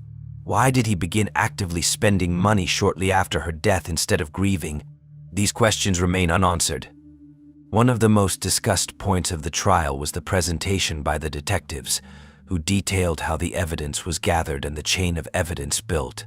They presented transcripts of interviews in which Colby first denied guilt and then confessed, describing how he killed Kristen. This moment caused silence in the courtroom. The equanimity with which he recounted his actions amazed everyone present. After 2 weeks of deliberations, the jury retired for deliberations. It took them only a few hours to reach a unanimous decision. Colby Trickle was guilty of first-degree murder. On November 20th, 2023, the judge announced the verdict. Colby was sentenced to life in prison without parole for 50 years. He also received an additional sentence of 6 months in prison for interfering with law enforcement. During the announcement of the sentence, Colby remained impassive, his face expressing neither regret nor remorse.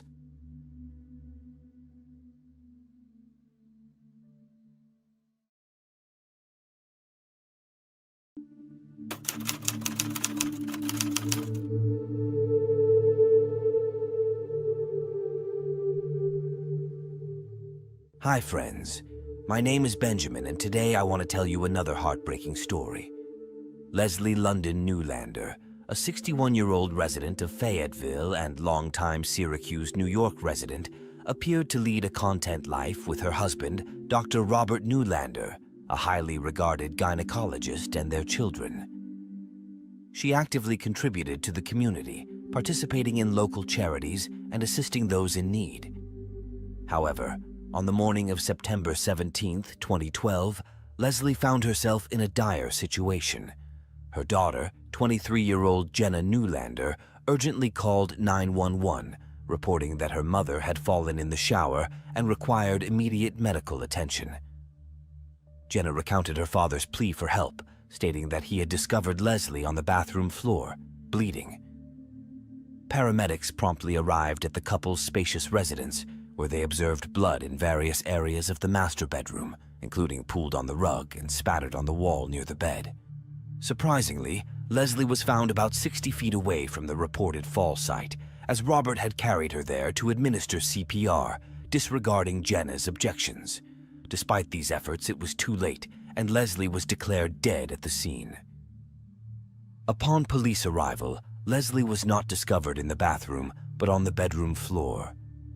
Dr. Robert Newlander, her husband, explained to the police that he had moved her from the bathroom to the bedroom to administer CPR. Despite the paramedics' efforts, Leslie had suffered a severe and fatal head injury, leading to her being pronounced dead at the scene. During the police interview, Robert recounted discovering Leslie on the bathroom floor and subsequently moving her to the bedroom for CPR. Blood was found in various parts of the bedroom, including the rug and the wall next to the bed. The medical examiner determined that Leslie's cause of death was blunt force head injuries resulting from a fall from standing height. The belief was that she slipped in the shower and struck her head on the stone shower bench. The incident was deemed an accident, and the case was closed. The passing of Leslie came as not only a surprise to her family, but also as a profound shock to the broader community. The Newlanders, a well-regarded family in the region, were deeply liked. Robert, who served as a gynecologist and obstetrician in Syracuse, had built trust with numerous residents who had been patrons of his practice. Over a span of 28 years, he and Leslie shared their lives, raising 4 children. Emily and Brian, from Robert's previous marriage, were joined by Ari and Jenna, born to Robert and Leslie. The community in Syracuse was well aware of the Newlanders' extensive philanthropy, as they generously contributed both their time and resources to various charitable causes. Leslie's untimely death marked a tragic event for those who were acquainted with her. After Leslie's death, Robert sold the house and moved to a new one. Despite the fact that the case was closed and Robert moved, people in the community began to talk.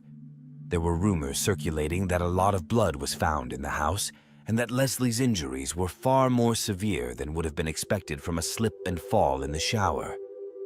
Was Leslie's death really the result of an accident? Other rumors were circulating as well. There were whispers suggesting that the Newlanders' marriage was not as stable as it seemed, with one person even claiming that Leslie had plans to lease a new apartment on the day of her death. The police also received an anonymous letter with the following content. There are doubts about him being the good guy everyone thinks he is.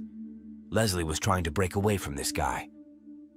Dr. Mary Jumbelik, the county's former chief medical examiner until her retirement in 2009, shared a close friendship with the Newlanders.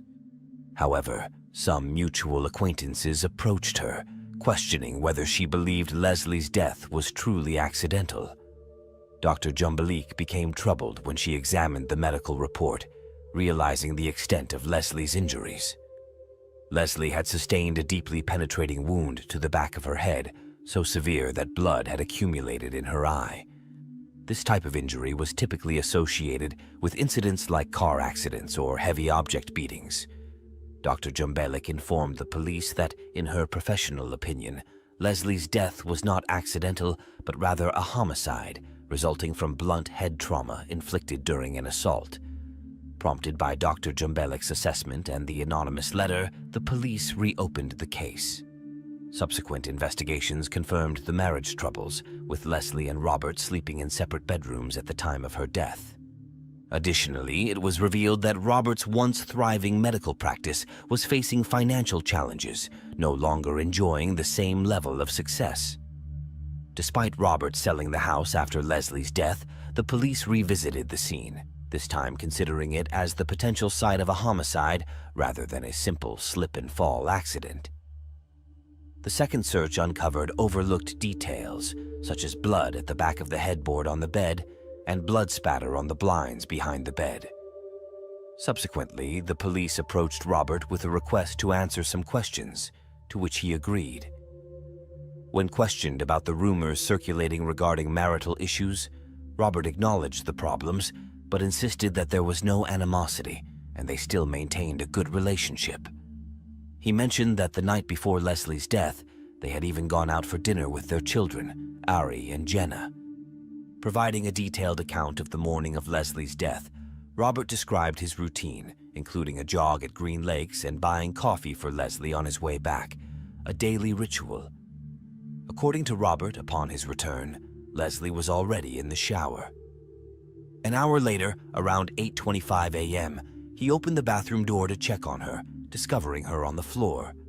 In response, he called out to Jenna and instructed her to call 911. Despite Jenna's plea during the emergency call not to move Leslie, citing the potential risk of a broken neck, Robert adjusted Leslie's position, finding it challenging to perform CPR in the bathroom. Following Robert's response to police inquiries, a re-evaluation of the evidence with a focus on the blood traces in the house and the gravity of Leslie's injuries led to Robert's arrest. He was subsequently charged with murder. Robert entered a plea of not guilty. The prosecution's narrative centered on the assertion that Robert had killed Leslie hours before making the 911 call and even before his morning jog. They argued that he assaulted Leslie in the bedroom using an unknown weapon, then moved her to the bathroom, where he struck her head against the shower bench to create the appearance of a slip and fall. The prosecution contended that Robert called Jenna at that point to make it seem like he had just discovered Leslie in the bathroom. Choosing to carry her back to the bedroom, despite Jenna's objections, was a deliberate move to explain the trail of blood from the bedroom to the bathroom. During the trial, the court heard from the Newlanders' housekeeper, who noticed unfamiliar sheets on the bed, leading the prosecution to suggest that Robert disposed of the bloodied sheets and potentially the murder weapon during his morning jog. The key evidence presented by the prosecution focused on blood spatter found in the house. The spatter was discovered on the headboard, nightstand, blinds behind the bed, and the south wall located approximately 7 feet south of the bed. The prosecution emphasized the spatter on the south wall, asserting it was impact spatter caused by Leslie's blood, indicative of a forceful blow if she were struck with an object. Expert testimony was called upon to explain this impact spatter to the jury. The court received testimony concerning the injuries sustained by Leslie. According to the medical examiner, Leslie's demise resulted from a complex and comminuted skull fracture, likely inflicted by multiple blows. Notably, bruises were found on her fingers, arms, and nose, accompanied by abrasions on both sides of her face. Initially considering it an accident from a slip in the shower, the medical examiner revised his opinion upon discovering additional evidence, now concluding it was a homicide. The court was informed that Leslie suffered at least 2 blows to her skull, with one wound inconsistent with her head striking a straight edge like a stone shower bench. The prosecution contended that the initial blow to Leslie's head was caused by an unidentified object. While Leslie exhibited injuries to her face and upper body, there were none below her waist. The court learned that if she had slipped and fallen, lower body bruising would likely have occurred. The prosecution urged the jury to find Robert guilty, emphasizing that Leslie's last moments were marked by a desperate struggle for her life before succumbing to a fatal beating and being callously discarded in her own shower. The defense presented its argument that Leslie's death was accidental, emphasizing her struggle with vertigo, a disorder causing dizziness. Testimony from her personal trainer revealed a recent worsening of Leslie's vertigo, a condition acknowledged to run in the family by her sister, Joanne London Leslie, who also attested to experiencing it. The defense addressed the prosecution's argument that the blood spatter showed that Leslie was attacked in the bedroom. It was their case that if there was a lot of blood spatter, the paramedics may have caused it by removing their gloves.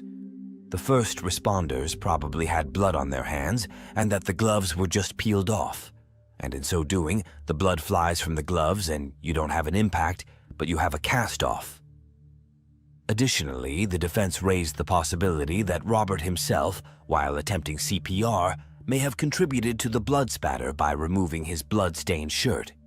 However, they argued that the investigation's lack of professionalism made it challenging to interpret the spatter accurately. The court was informed that insufficient close-up images of the blood existed, and some blood, located behind the headboard and blinds, was collected months after Leslie's death, even after Robert had vacated the premises.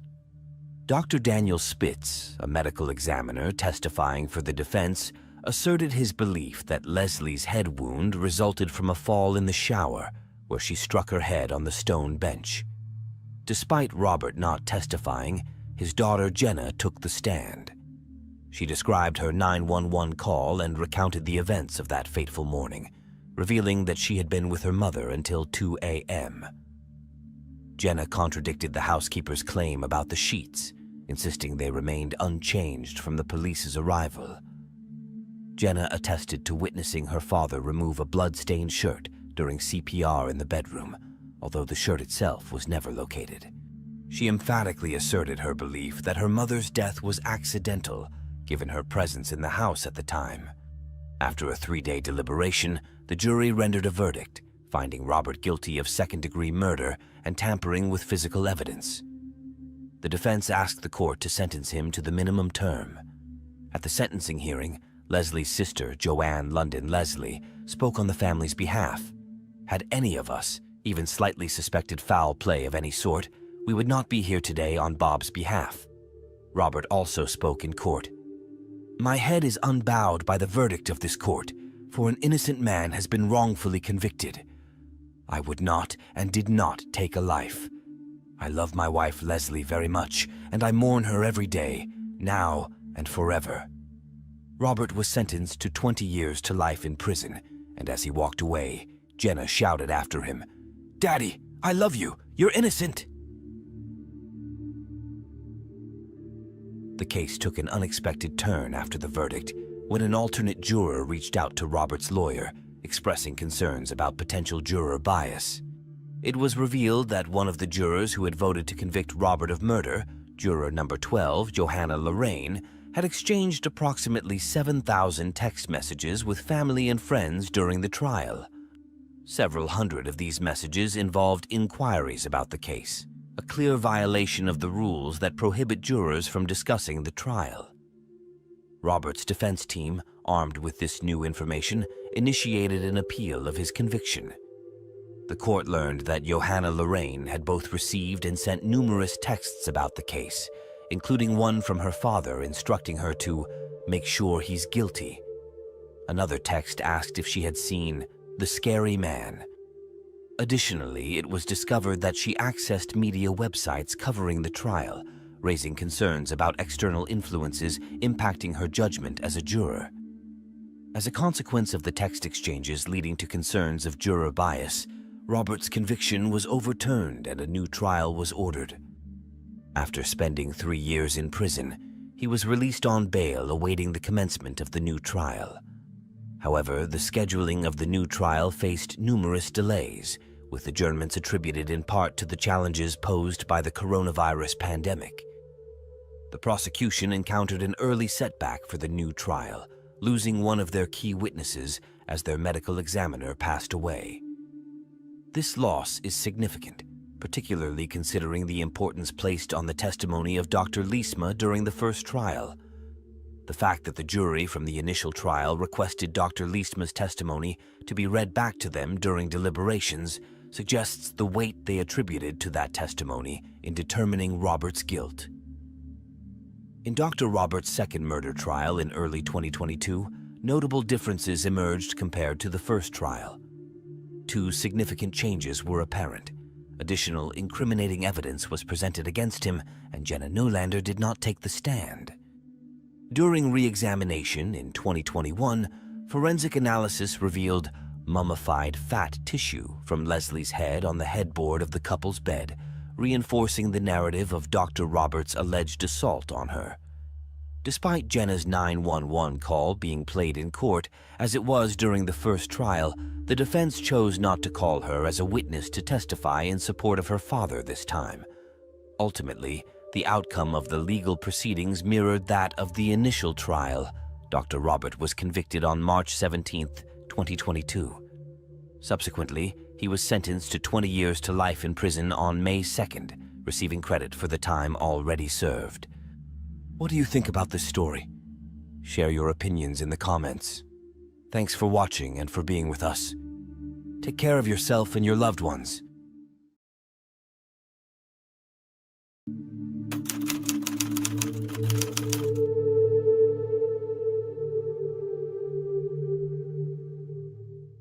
Hi friends, my name is Benjamin, and today I want to tell you another heartbreaking story. Our story begins with a beautiful girl named Ani, 28. Ani's relatives and friends spoke about her as a bright, beautiful, and sociable girl. Ani's father, Vinod Hindocha, the son of a successful merchant, left the Indian state of Gujarat as a young man and moved to Europe. The family settled in the small town of Mariestad, Sweden. Vinod opened his own business, and their family became wealthy. And then Annie moved to Stockholm after graduating from college and got a job in the marketing department of the mobile phone manufacturer Ericsson. Her father gave Annie a new car and an apartment in a prestigious area of the city. After 25 years, Annie began to look for a husband. She regularly flew to London, where she stayed at the homes of wealthy relatives. Her maternal uncles owned the British pharmacy chain Wermos. She spent her weekends communicating with her many relatives. She decided that her husband would be a Hindu. One of Annie's relatives saw Shriyan Dewani at a party in London and liked his background, position in society, upbringing, and manners. She then arranged an informal meeting between Shriyan and Annie at a cafe. The young people liked each other, and in September 2009 they went on their first date. Shriyan Dewani's family, like Annie's family, were Gujarati, and they also moved to Europe, England. Shriyan's father opened a pharmacy in Bristol and a nursing home. Shriyan graduated from an elite school in Bristol, studied accounting at Manchester University, then moved to London to work for accountancy firm Deloitte. After a year, he quit his job to help run the family business. By the age of 30, Shriyan was already a millionaire. Following their dating, they decided to move in together, sharing a residence in Bristol, United Kingdom. Shriyan expounded upon the instantaneous allure he felt toward Ani, accentuating her ambition mirroring his own, fostering eager anticipation for the shared construction of their prospective life together. The trajectory of their relationship was not devoid of challenges, necessitating joint efforts to surmount obstacles that occasionally gave rise to disputes. Shriyan disclosed the presence of abnormally low hormonal levels, diminishing his prospects of progeny, prompting his commitment to testosterone replacement therapy. Despite the formidable trials they faced during this period, Shriyan perceived their bond to have strengthened, ultimately culminating in his decision to propose to Ani.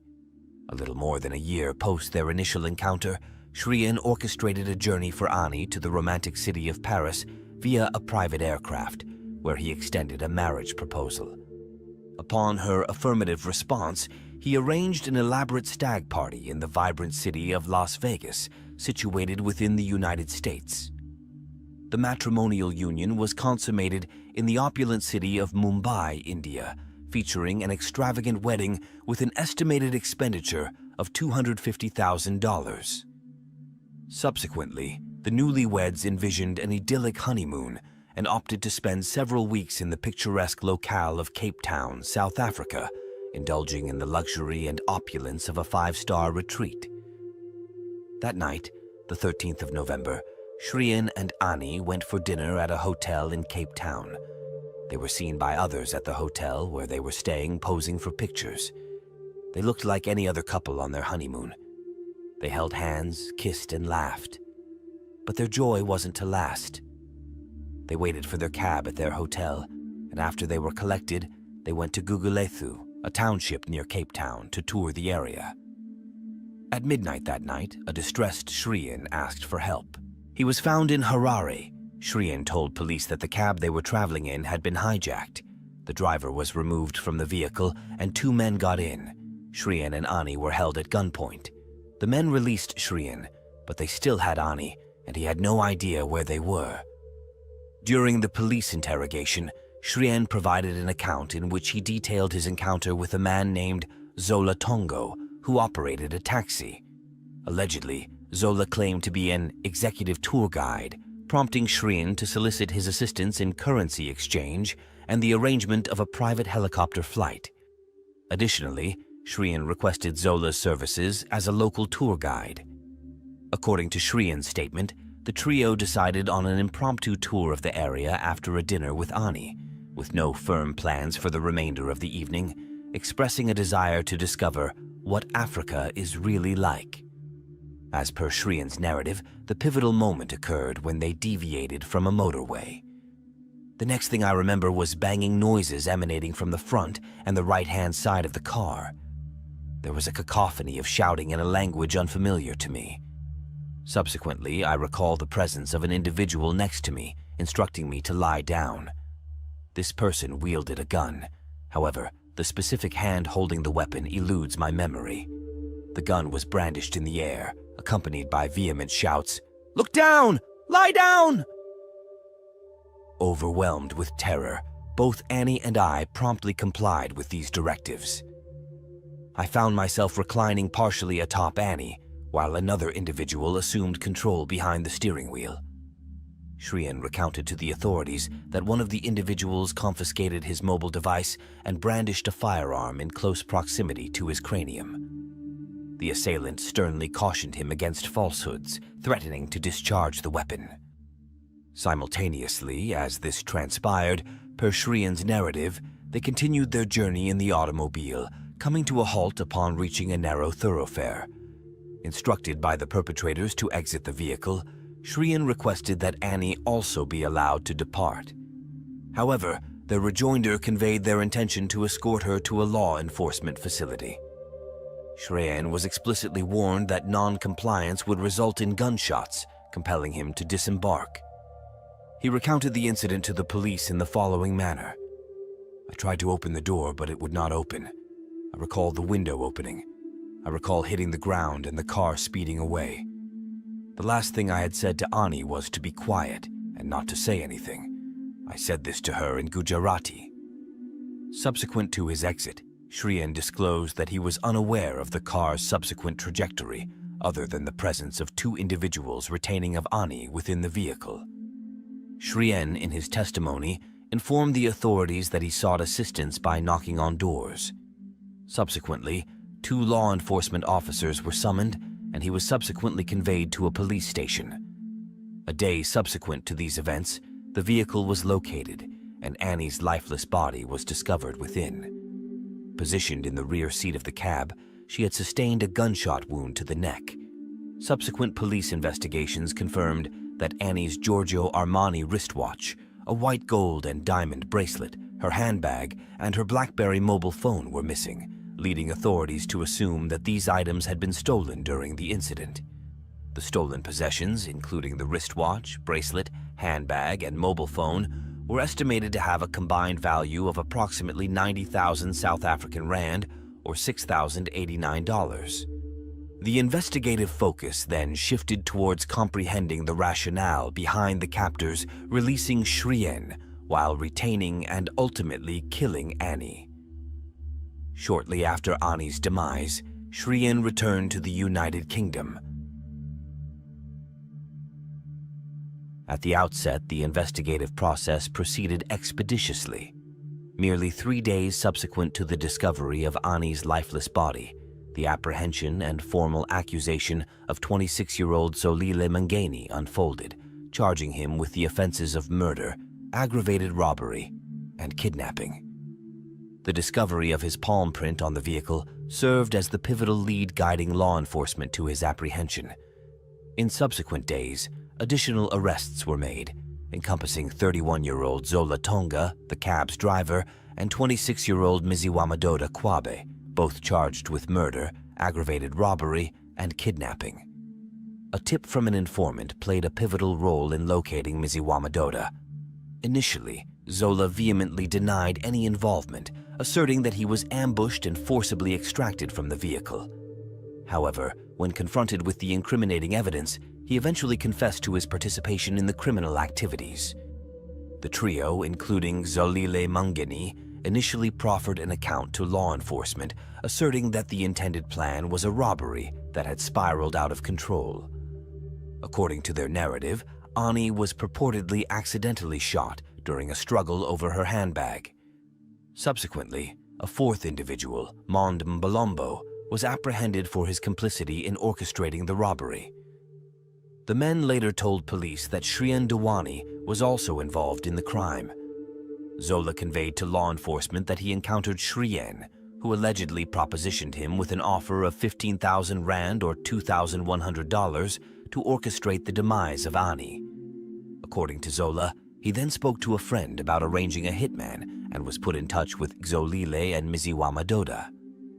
It was a statement that shocked Shrien's family, but further investigation revealed that even though the couple appeared happy on their honeymoon, that was not the full story. Discovered emails from Ani to Shrien hinted at frequent disagreements, with Ani expressing her discontent and a desire to abandon the relationship. The perplexing question arose: what motivated Shrien to seek Ani's demise? Further investigation unearthed Shrien's clandestine lifestyle, revealing his engagement with male prostitutes through gay websites. Shrien admitted to these activities but asserted his bisexuality, professing love for his wife and denying any complicity in Annie's murder. Upon the South African authorities' request, Shrien faced arrest in the United Kingdom on suspicion of conspiracy to commit murder. Shrien staunchly denied involvement and resisted extradition, leading to protracted legal proceedings. Before Shrien was extradited to South Africa, the other men were sentenced for their part in the crime. Zola was sentenced to 18 years in prison. Miziwamadoda was sentenced to 25 years in prison and Zolile was sentenced to life in prison. It was determined that Zolile was the person who fired the shot that killed Annie, and at his sentencing hearing, the judge referred to him as an evil person. Back in the United Kingdom, the extradition proceedings took 4 years. Shriyan's lawyers had argued that he couldn't go to South Africa as he was suffering from an acute stress disorder. The court heard that he had taken a cocktail of 46 pills, including diazepam. The extradition finally took place when the court determined that his depression had eased. He was extradited to South Africa and his trial began. The prosecution's argument asserted that Shriyan maintained a concealed lifestyle involving other men, aiming to escape his marriage. According to their case, he orchestrated a contract killing and enlisted Zola to orchestrate a hijacking, with the plan for him to be freed and Annie to be killed. During the trial, the court was presented with surveillance footage depicting Shriyan handing money to Zola. In the video, Shriyan glanced up at a security camera in a hotel before exiting the frame. Additional footage captured him carrying a bag containing money as he headed towards a small room with Zola. Subsequent footage showed them conversing at the luxurious Cape Grace Hotel, where Shriyan requested privacy from a window cleaner. The majority of the prosecution's argument relied on the testimony of 2 out of the 3 men already serving prison sentences. Maziwamadoda stated that he was instructed to stage the incident as a hijacking. The court learned that these individuals provided evidence as part of plea bargain arrangements, resulting in reduced sentences for them. Dr. Jeanette Verster, the pathologist, testified about the post-mortem examination on Annie. The court was informed about gunshot wounds in Annie's left hand and neck, leading to significant blood loss. Dr. Verster emphasized that Annie could have bled out in a matter of heartbeats. She further indicated that the fatal shot was delivered at close range, acknowledging the possibility that Annie might have been holding on to someone or something when shot. In response, the defense argued for the case's dismissal and formally applied for it. Shriyan did not take the stand, but a statement was presented in court, revealing his admission of being bisexual and engaging with male prostitutes. He expressed deep love for Annie and described the profound impact on his life following his wife's tragic murder. Shriyan's attorney presented 2 possible scenarios that could have led to Annie's death. Firstly, he suggested it might have been a botched robbery, supported by forensic evidence indicating that Annie may have been accidentally shot during an attempt to snatch her handbag by one of the hijackers. Bruising on her inner leg suggested a struggle, and the defense argued that the bullet's trajectory, passing through her left hand into her chest, with the neck wound being an exit, implied an unintentional shooting. The second scenario proposed was a failed kidnapping and ransom scheme. A criminal named Bernard Mitchell claimed that Zola confided in him about the plan in prison afterward. According to Mitchell, the intention was to abduct Annie for ransom, but the plan went awry. The court learned that Shriyan did provide 15,000 rand in cash to Zola, but the defense contended it was for a helicopter ride, not payment for orchestrating his wife's murder. The defense emphasized that there was no substantial evidence linking Shriyan to the crime, leading them to request the dismissal of the case against him. The judge concurred with the defense's argument. The judge stated that it was the prosecution's responsibility to prove that Shriyan conspired with the 3 other men to have Annie killed, and they fell short of meeting the required threshold of evidence for such a case. The judge emphasized that Zola, being the sole accomplice witness, had entered into a plea deal, making his testimony subject to caution and necessitating corroboration. The judge noted that details provided by Zola, such as the locations where he picked up and dropped off Shriyan and Annie, did not offer the required corroboration. Furthermore, the judge criticized the testimony of the 3 men, highlighting it as riddled with inconsistencies, and deemed it so improbable with so many mistakes, lies, and inconsistencies that distinguishing between lies and truth became challenging. The judge conveyed to the court that the evidence connecting Shriyan to Annie's murder was of such poor quality that only a confession from Shriyan could have resulted in a conviction. Consequently, the judge ruled that Shriyan was not obligated to provide evidence and was entitled to be discharged if there was no possibility of conviction unless he incriminated himself on the witness stand. Following this ruling, Shrien departed South Africa and returned to the United Kingdom as a free man, as the murder charge against him was dismissed. According to Ani's family, Shrien has never reached out to them to tell them everything he knows about what happened to Ani. They have many questions that remain unanswered. Ani's father said, "We still do not have the whole story of how it happened. We wanted to hear Shrien tell the court in his own words. He was her husband. He was there." His lawyers repeated the words, "My client will tell the court," during his trial like a mantra, but then the judge ended the case without Shrien going into the witness box.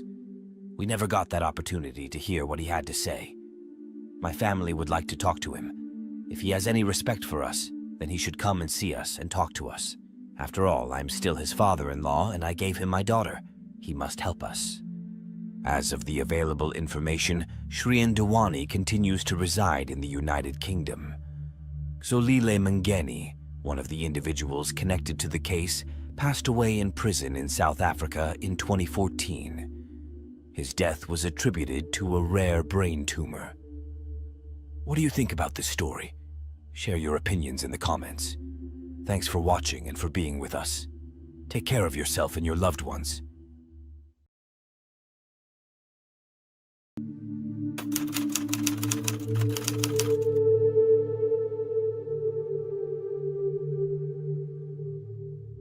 Hi friends, my name is Benjamin, and today I want to tell you another heartbreaking story. Kristen Rossum, born on October 25, 1975 in Tennessee, USA, grew up in California and Virginia, as her family frequently moved due to her father's job. She had 2 siblings, and during her early teens, Kristen attended an all-girls boarding school where she started engaging in behaviors like drinking beer and smoking cigarettes. By the age of 17, in 1992, Kristen was already using methamphetamine. In 1994, she enrolled in a university, attempting to break free from prohibited substances use. However, after experiencing a relapse, she dropped out and relocated to San Diego. The course of her life changed in 1995 when she met Gregory DeVillers. It appeared that she had overcome her struggles with prohibited substances and was on the path to starting a family. Kristen and Gregory married in 1999 after she graduated with honors from San Diego State University in 1998. She pursued a career as a toxicologist, working in the city's medical examiner's office. Despite early challenges, it seemed that Kristen had successfully turned her life around and was enjoying a positive trajectory. However, not everything ends with a happy ending. On the 6th day of November in the year 2000, which happened to be a Monday, a 25-year-old woman named Kristen Rossum made a distress call to 911 at 9:22 p.m. from her residence in San Diego, California, situated in the United States. In her call, she reported that her 26-year-old husband, Gregory DeVillers, was not breathing and had allegedly taken his own life. The emergency dispatcher advised Kristen to perform CPR, but unfortunately, despite her efforts and the subsequent arrival of paramedics and police, Gregory was pronounced dead. Kristen and Gregory had been married for a relatively short period of 17 months. According to Kristen's account to the police on that evening, Gregory appeared somewhat drowsy, which she attributed to the effects of cold medication. Kristen further explained that she took a bath, and upon exiting, she discovered Gregory lying on the bed without signs of breathing. The police found the scene puzzling, as Gregory was located on the bedroom floor amidst scattered rose petals. A wedding photo was near his pillow, and crumpled diary pages belonging to Kristen were strewn on the floor. Kristen claimed that she moved Gregory to the floor in order to perform CPR.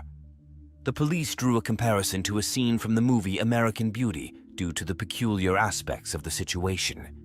Initially, when the paramedics first arrived, Kristen informed them that her husband Gregory had not taken any drugs.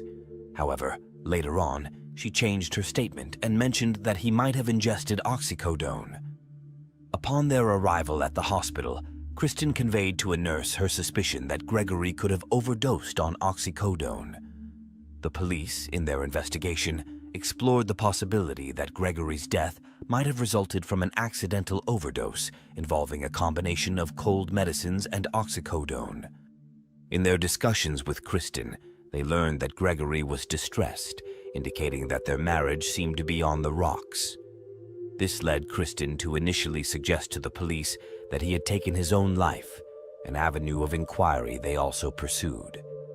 According to Kristen's account, the scattered rose petals surrounding Gregory's body were remnants from a bouquet he had gifted her for her birthday on October 25th. She believed that the use of these petals symbolized the end of their marriage, with one surviving rose being the source. Gregory's family, as well as others on the night his body was discovered, expressed skepticism about the notion of suicide. On November 8th, a significant turn in the investigation occurred when one of Kristen's co-workers, Russ Lowe, contacted the police. He revealed that Kristen was engaged in an extramarital affair with her manager, altering the trajectory of the police inquiry. Gregory first crossed paths in 1995, ultimately tying the knot in 1999. Kristen, initially struggling with methamphetamine abuse, turned her life around with Gregory's support and graduated with top honors in biochemistry. She secured a position as a toxicologist at the San Diego County Office of the Medical Examiner, OME, in March 2000. Meanwhile, Gregory pursued a career in the biotech industry. Shortly after Kristen commenced her employment at the OME, Michael Robertson, an Australian citizen, assumed the role of forensic laboratory manager, replacing Russ Lowe. Russ, who had been serving as the acting laboratory manager, had a lengthy tenure at the OME. The decision to appoint Michael instead of Russ to the permanent position generated tension within the laboratory environment. The atmosphere became even more strained when it became known among employees that Kristen and Michael, both of whom were married, were engaged in an extramarital affair. Concerns arose among some employees about the possibility of preferential treatment for Kristen. In October 2000, a few months after these revelations, Kristen resumed using methamphetamine. Police investigations revealed that on November 2, 2000, just 4 days prior to Gregory's discovery dead, he confronted Kristen about her prohibited substances use and his suspicion of her affair. Gregory insisted that she resign from the OME and threatened to expose her prohibited substances use and the affair to her employer if she refused. Following Gregory's death, an autopsy was conducted, including toxicology tests. Dr. Blackburn, the medical examiner, determined that Gregory died from acute fentanyl intoxication. Toxicology results indicated extremely elevated levels of fentanyl, along with smaller amounts of clonazepam and trace levels of oxycodone in Gregory's autopsy specimens. When questioned about the source of the fentanyl, Kristen claimed ignorance. However, the police were aware that, due to her role as a toxicologist, Kristen had access to fentanyl. The police theorized that Kristen may have secretly administered the fentanyl to Gregory, leading to his poisoning. They constructed a case based on the medical and toxicological evidence. Subsequently, Kristen was charged with first-degree murder, to which she pleaded not guilty. During the trial, Kristen's parents, Ralph Rossum and Claremont McKenna, went to great lengths to secure her $1.25 million bail by mortgaging their home. However, this financial commitment left them unable to afford a private attorney. Consequently, the court appointed a public defender to represent Kristen. The prosecution asserted that Kristen murdered Gregory because he threatened to expose her prohibited substances use and affair with Michael Robertson to her employer. According to the prosecution, Kristen allegedly poisoned Gregory with fentanyl, a potent synthetic opiate that is 80 times stronger than morphine. They suggested that she may have initially attempted to harm him with clonazepam, but when that failed, she resorted to using fentanyl. The prosecution further claimed that Kristen staged the bedroom to simulate a suicide, tearing pages from her diary and strategically placing petals and a wedding photo around Gregory's body. The court learned that Kristen, holding a degree in biochemistry, allegedly utilized her knowledge of prohibited substances and chemistry to carry out the poisoning. The prosecution argued that Kristen aimed to persuade her colleagues at the medical examiner's office where she worked that Gregory's death was a suicide. However, due to a conflict of interest, the case was transferred to another laboratory to conduct the toxicology tests, as it was normally the responsibility of the medical examiner's office to determine the cause of death in unusual cases. The prosecution described Kristen's activities on the 6th of November to the jury. In the morning, she informed Gregory's employer about his absence and then went to work. Her co-workers stated that an hour after arriving at work around 9 a.m., she was observed crying in Michael's office. The apartment complex manager, where Kristen and Gregory resided, testified that she returned to her apartment at 12:10 p.m., seen rushing inside. Later, at 12:41 p.m., she visited a local grocery store and bought a few items. In the hours leading up to Gregory's demise, she made multiple calls to Michael. Rose petals were discovered around Gregory's body, with Kristen attributing them to the lone surviving rose from the bouquet he gave her for her birthday. However, the police revealed a receipt indicating that Kristen purchased a single rose on the same day Gregory passed away. The court learned about the circumstances of Gregory's death and the elevated levels of fentanyl detected in the tested samples. Dr. Brian Blackburn, the medical examiner for San Diego County who conducted Gregory's autopsy, provided testimony stating that Gregory had already been deceased for at least an hour before the paramedics arrived. Dr. Blackburn informed the court that Gregory exhibited early bronchopneumonia, a condition arising when normal breathing processes fail to eliminate accumulated secretions in the lungs due to unconsciousness or shallow breathing. Furthermore, Dr. Blackburn disclosed that Gregory's bladder contained a significant amount of urine. This condition would have been uncomfortable for Gregory if he were conscious. As a result, Dr. Blackburn concluded that Gregory had experienced inadequate breathing for approximately 6 to 12 hours leading up to his demise. During Dr. Blackburn's testimony, he clarified that the amount of clonazepam discovered in Gregory's blood was not at the level of an overdose and deemed non-fatal by medical standards. The court was informed that the presence of fentanyl, especially in such elevated levels, was uncommon, and the Office of the Medical Examiner typically did not include it in routine tests. However, due to a conflict of interest, the samples were sent to Pacific Toxicology, and they conducted specific tests for fentanyl. In support of the prosecution, Dr. Theodore Stanley provided testimony. Dr. Stanley explained that fentanyl is a potent and rapid-acting pain reliever, emphasizing a serious side effect associated with it, the potential to induce respiratory failure, causing a person to stop breathing. Dr. Stanley testified that the speed with which fentanyl takes effect depends on the manner in which it is administered.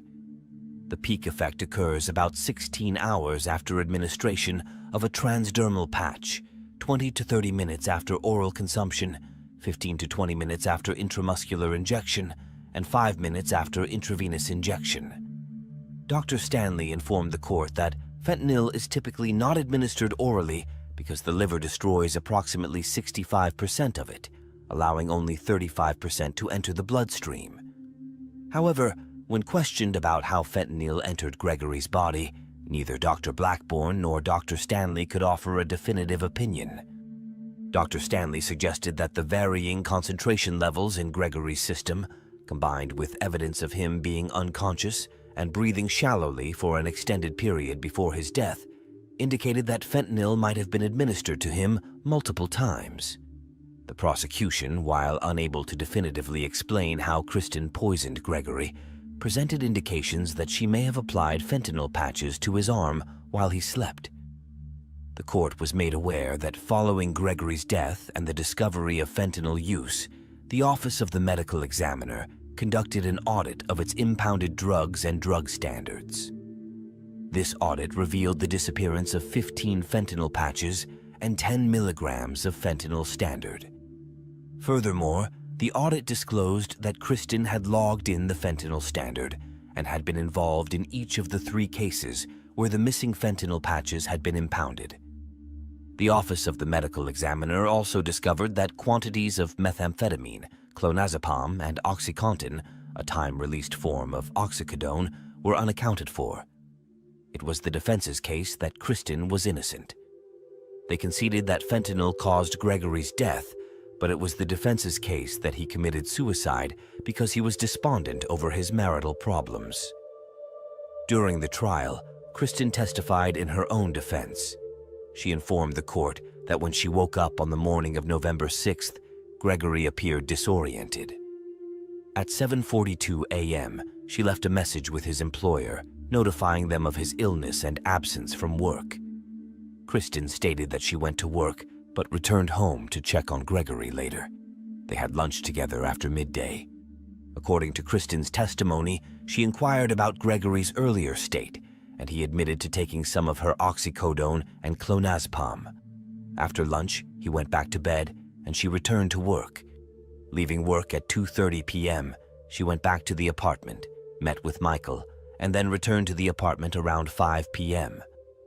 She left again at 6:30 p.m. for errands. Kristen claimed to have returned at 8 p.m. and took a bath. Kristen testified that she entered the bath, believing Gregory was asleep, only realizing he wasn't breathing upon getting out. It was at that point she called 911. During cross-examination, the prosecutor criticized Kristen's account as bizarre. She admitted to previous lies, including ones about her prohibited substances use. The prosecutor emphasized that fentanyl, being challenging to detect, was an ideal poison, a fact Kristen, familiar with such substances due to her job, was well aware of. Despite Dr. Blackbourne's testimony stating that the clonazepam levels in Gregory's blood were not fatal, the defense argued that the combination of oxycodone and clonazepam could have a synergistic effect, making them more potent. However, this explanation did not address the mystery of how fentanyl was consumed and why such high levels were present. After 8 hours of deliberation, the jury found Kristen guilty of first-degree murder and murder by special circumstances due to the use of poison. She was subsequently sentenced to life in prison without the possibility of parole. Kristen appealed her conviction, and during the appeals court proceedings, it was revealed that errors were made by her own defense team.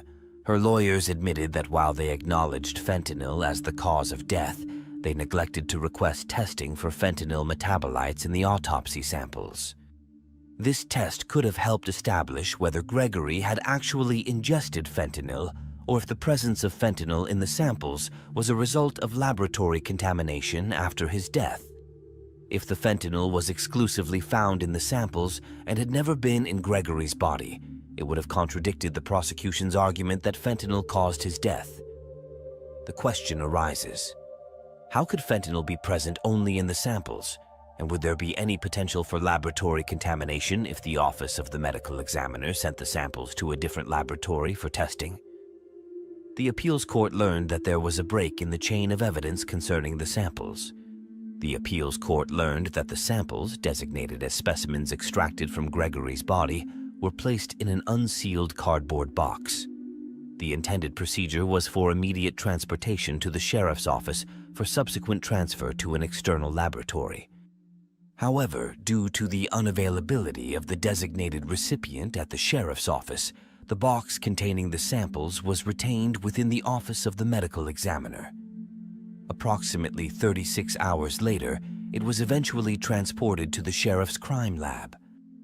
The central argument presented to the appeals court was that during this time frame, when the samples were held in the OME, anyone with a key to the building had potential access to them. This opened up the possibility that fentanyl could have been introduced to the samples posthumously, casting doubt on the theory that fentanyl caused Gregory's death.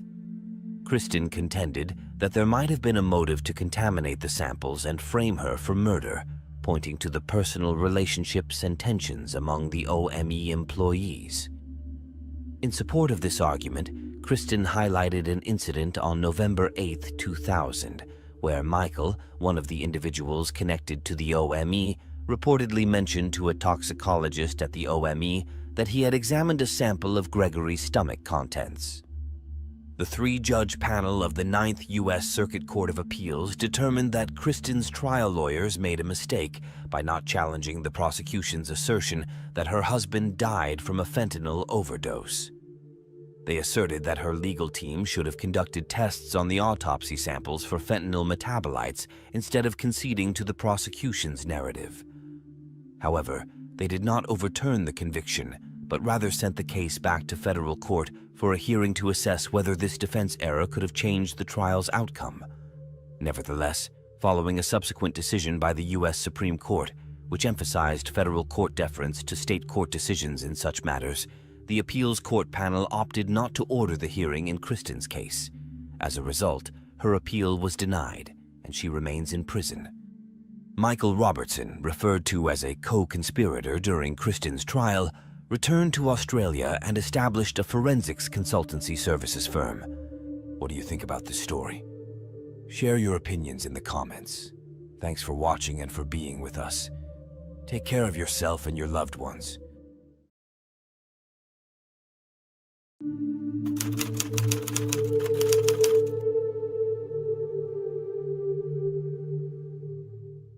Hi friends, my name is Benjamin, and today I want to tell you another chilling story. On May 24th, 2014, a Saturday, Blessy Godingco, a 56-year-old woman, completed her workday and was heading home. She resided in North Shore, Auckland, New Zealand, with her husband of 30 years, Antonio Godingco.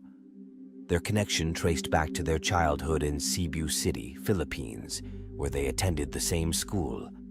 Over the years, they dated, married, and had 3 children, B, Vincent, and John. In 2004, the family of 5 relocated to New Zealand. Auckland became a beloved home for Blessy, offering her opportunities to indulge in activities she cherished, such as exploration, walking, and discovering new places. She held a job that brought her satisfaction and had formed strong bonds with friends in the area. The Godingco family embraced their life in Auckland, evident in their shared experiences and joys. Just a few days prior, on May 20th, Blessy celebrated her birthday with her children, enjoying lunch at a pub in Greenhithe and a family dinner at Urban Turban in Wynyard Quarter. Unfortunately, Antonio couldn't join them as he was on a work trip abroad, set to return on June 15th. Blessy couldn't wait to see him again. They were a very close family and were happiest when they were all together. On the 24th of May, Blessy Godingco concluded her work at Tower Insurance at 7 p.m. Although her regular working hours were until 5 p.m., she had willingly taken on a few extra hours of overtime. Without pre-arranged transportation, as her co-worker Bahula Shah, who usually gave her a ride, had left earlier, Blessy opted to take the Birkenhead Transport's 973 bus from Lower Albert Saint to Birkdale Road. The bus stop was located approximately 700 meters from her home, and the short walk should have taken her just 5 minutes. However, that evening, Blessy never reached her destination. Upon returning home from work at 3:15 a.m. the next morning, Blessy's daughter B noticed her absence. Concerned, B contacted her 2 brothers to inquire about their mother's whereabouts, but they were unaware. In an effort to locate her, B used a Find My iPhone app and discovered Blessy's phone on a grass verge in Salisbury Road, a mere 100 yards from their home, at 6 a.m. In the vicinity of the verge, B also found Blessy's shoes and the Tupperware containers she used for her daily lunch at work. When the police arrived, they initially considered the possibility of a hit and run, given the scattered nature of Blessy's belongings on the verge. They contemplated whether Blessy might have been struck by a vehicle and was now disoriented and lost somewhere. However, it became evident that a more sinister event had transpired. A young girl residing on the same street reported hearing a woman scream at the time Blessy disembarked from the bus nearest to her home. Witnesses observed a BMW car overtaking the bus carrying Blessy, leading the police to scrutinize 28-year-old Tony Douglas Robertson. When questioned, Robertson claimed ignorance about Blessy and the circumstances surrounding her disappearance. Notably, the police were already familiar with Robertson, as he had a history as a convicted sex offender and abductor. Just 5 months prior, He had been released from prison and was under an extended supervision order, complete with 24-hour GPS tracking. Robertson's movements were monitored due to the ankle bracelet GPS tracking device, which revealed his presence on the street where Blessy vanished around the same time. Investigations also revealed that he had spent time on the 24th of May at Eskdale Cemetery and returned the following day. This prompted the police to search the cemetery, where, with the assistance of a police dog, Blessy's body was discovered 2 days after her disappearance. Her remains were concealed under pine scrub, covered with foliage and debris, and wrapped in a sheet. Tragically, Blessy had been subjected to rape and fatal stabbing. Following the discovery, the police arrested Tony Robertson, charging him with rape and murder. Despite the evidence, he pleaded not guilty. The prosecution asserted that Tony, a stranger to Blessy, spotted her walking home as he drove down Birkdale Street. According to their case, he intentionally struck her with his vehicle, resulting in her leg breaking in 2 places. Allegedly, Tony then picked Blessy up, placed her in the back of his car, and drove to his Birkdale apartment just before his 8 p.m. curfew to avoid triggering any alarms. The witness testimonies aim to support this narrative. One witness testified that they observed Blessy alighting from the bus at Birkdale and walking away briskly. They also noticed a white sedan-like vehicle overtaking the bus and speeding down Salisbury Road. The court heard from an 11-year-old girl who lived on Salisbury Road. She recounted that on the night of May 24th, while she was cooking dumplings with her sister, she heard the sound of a car and a high-pitched scream at around 7:30 p.m. Her testimony detailed, "It was driving up the hill from Eskdale and it stopped. Then I heard a high-pitched scream from a lady, and then there was nothing after that." The girl added that the car then drove off in the direction of Birkdale Road.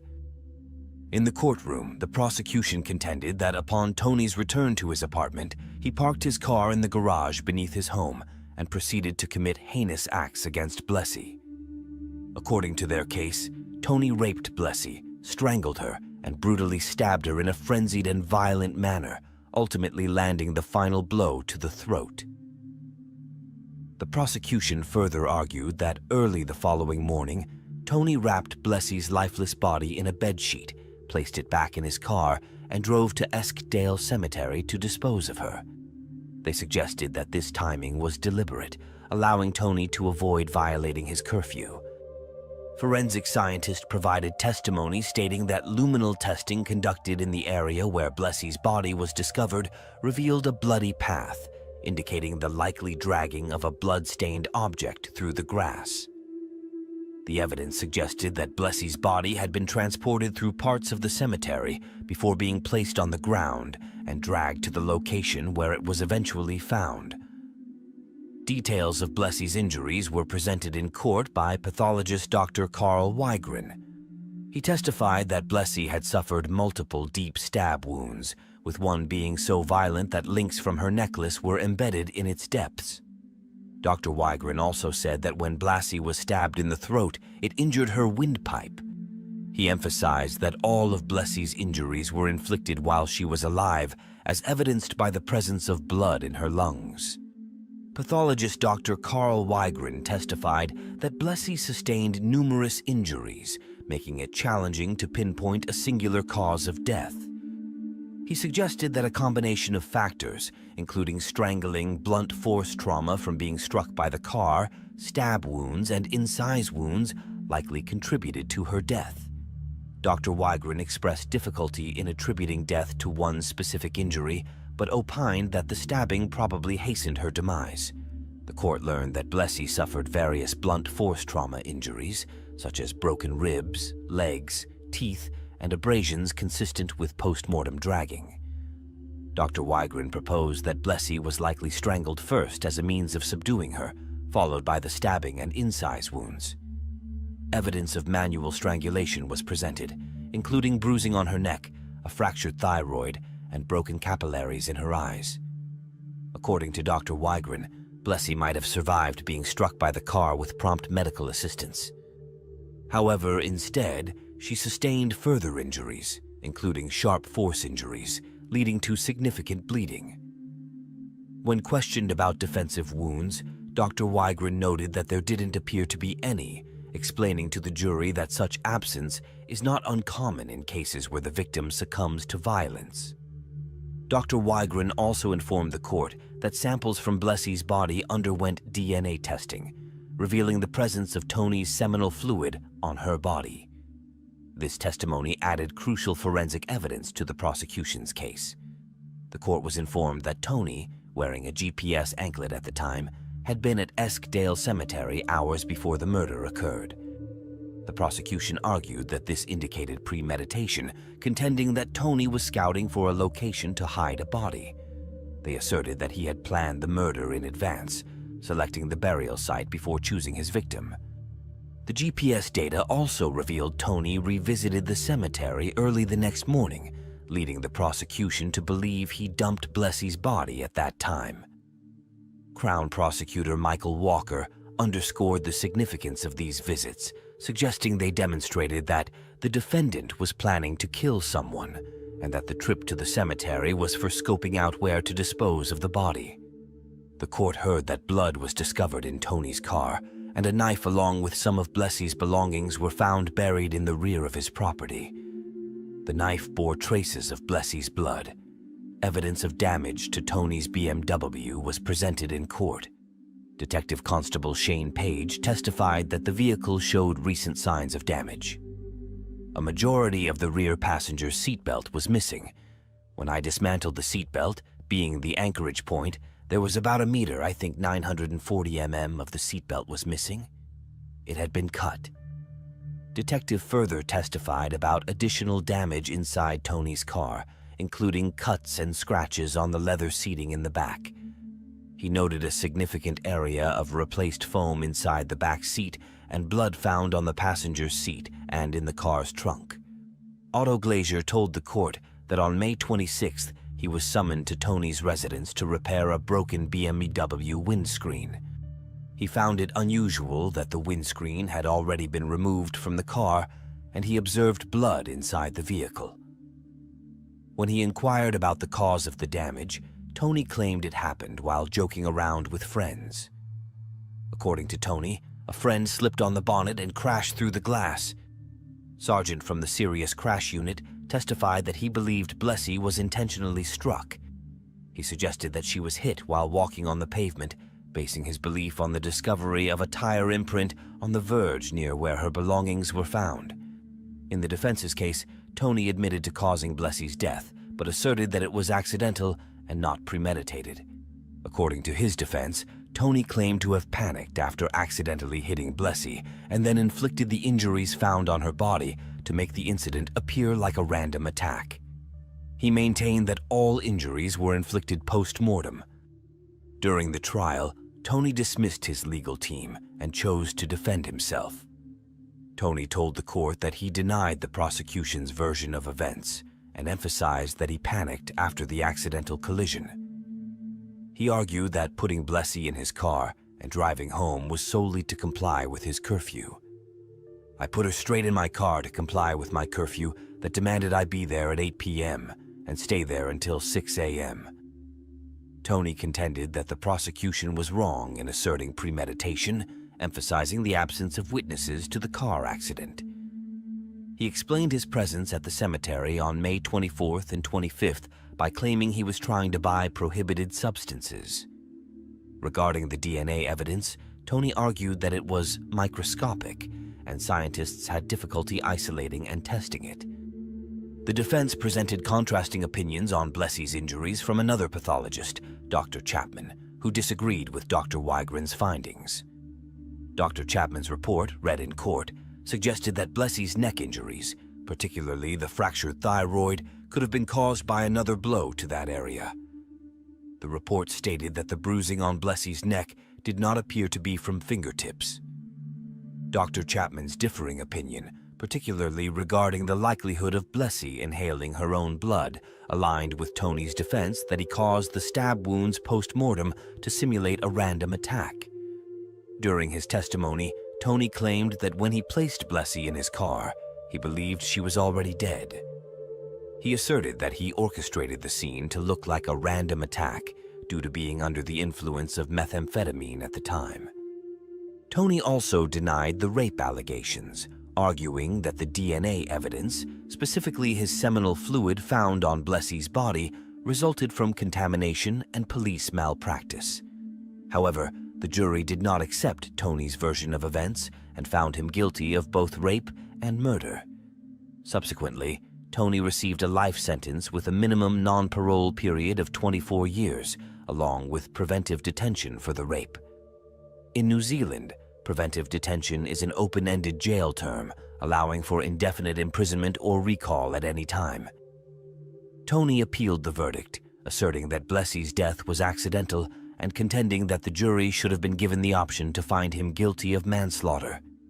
The appeal was rejected, and a subsequent attempt at the Supreme Court also failed, as it was determined that Tony had not presented anything during the trial to indicate that a charge of manslaughter could have been considered. He was denied further leave to appeal. The revelation of Tony's criminal past after his sentencing provided a stark context to his actions. Tony had been granted name suppression during the trial, concealing his previous convictions for child sexual offenses. The details of his criminal history were kept from the jury. In 2005, when Tony was just 18 years old, he committed a heinous crime in Tauranga. He kidnapped and molested a 5-year-old girl. Acting on instinct, a local officer suspected Tony's involvement, found him with the girl, and discovered the distressing scene with the child's pants down. Tony was found guilty of 7 charges, including indecent assault and attempting to abduct 2 other children.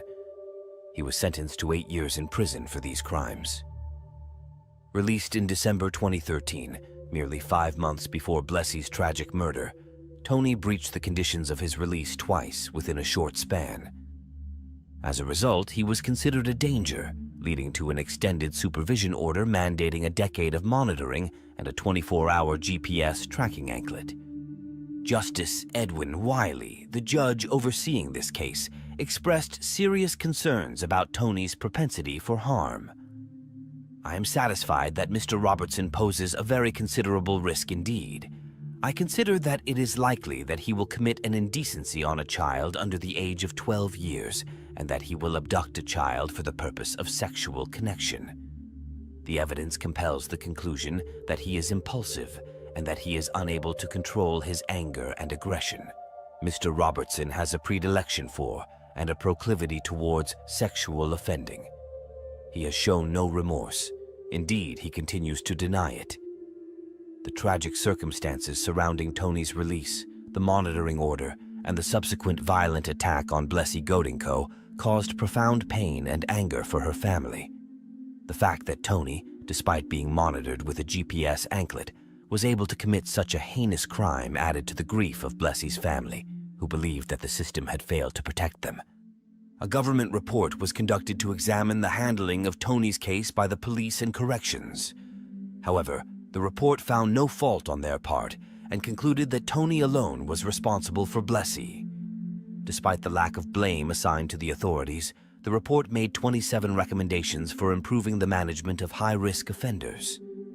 Blessie's husband, Antonio, expressed disappointment and devastation at the inquiry's findings, stating that he believed corrections did not have the capabilities to manage high-risk sex offenders and that, in his opinion, the offenders managed the system. The Department of Corrections minister noted that Tony had served his full 8-year prison term for the previous offense and had been denied parole multiple times due to his lack of remorse. However, residents of Birkdale, Auckland were not informed of his release into their community. In a statement released by the New Zealand police, Antonio expressed the profound loss his family was experiencing. "Blessie is the light of our home, and without her, we will be lost in darkness. Right now, we are just trying to pretend that everything is okay, but deep inside, we are brokenhearted. We have been robbed. She is gone too soon." What do you think about this story? Share your opinions in the comments. Thanks for watching and for being with us. Take care of yourself and your loved ones.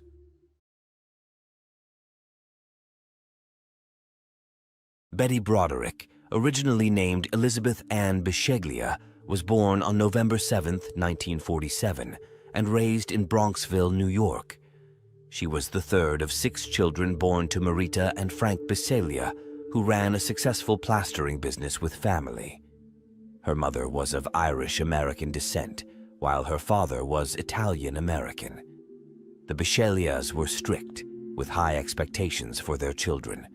She was groomed from birth to fulfill traditional roles. Attend Catholic schools, be cautious with dating until you find a Catholic man, support him while he works, and enjoy the blessing of beautiful grandchildren in your later years. Her school friends were brought up in similar environments, leaving her little room for rebellion. Broderick attended Maria Regina High School in Hartsdale, New York, and graduated from Eastchester High School in Eastchester, New York in 1965. She went on to earn a degree in early childhood education from the College of Mount St. Vincent in the Bronx through an accelerated program, which also included a minor in English.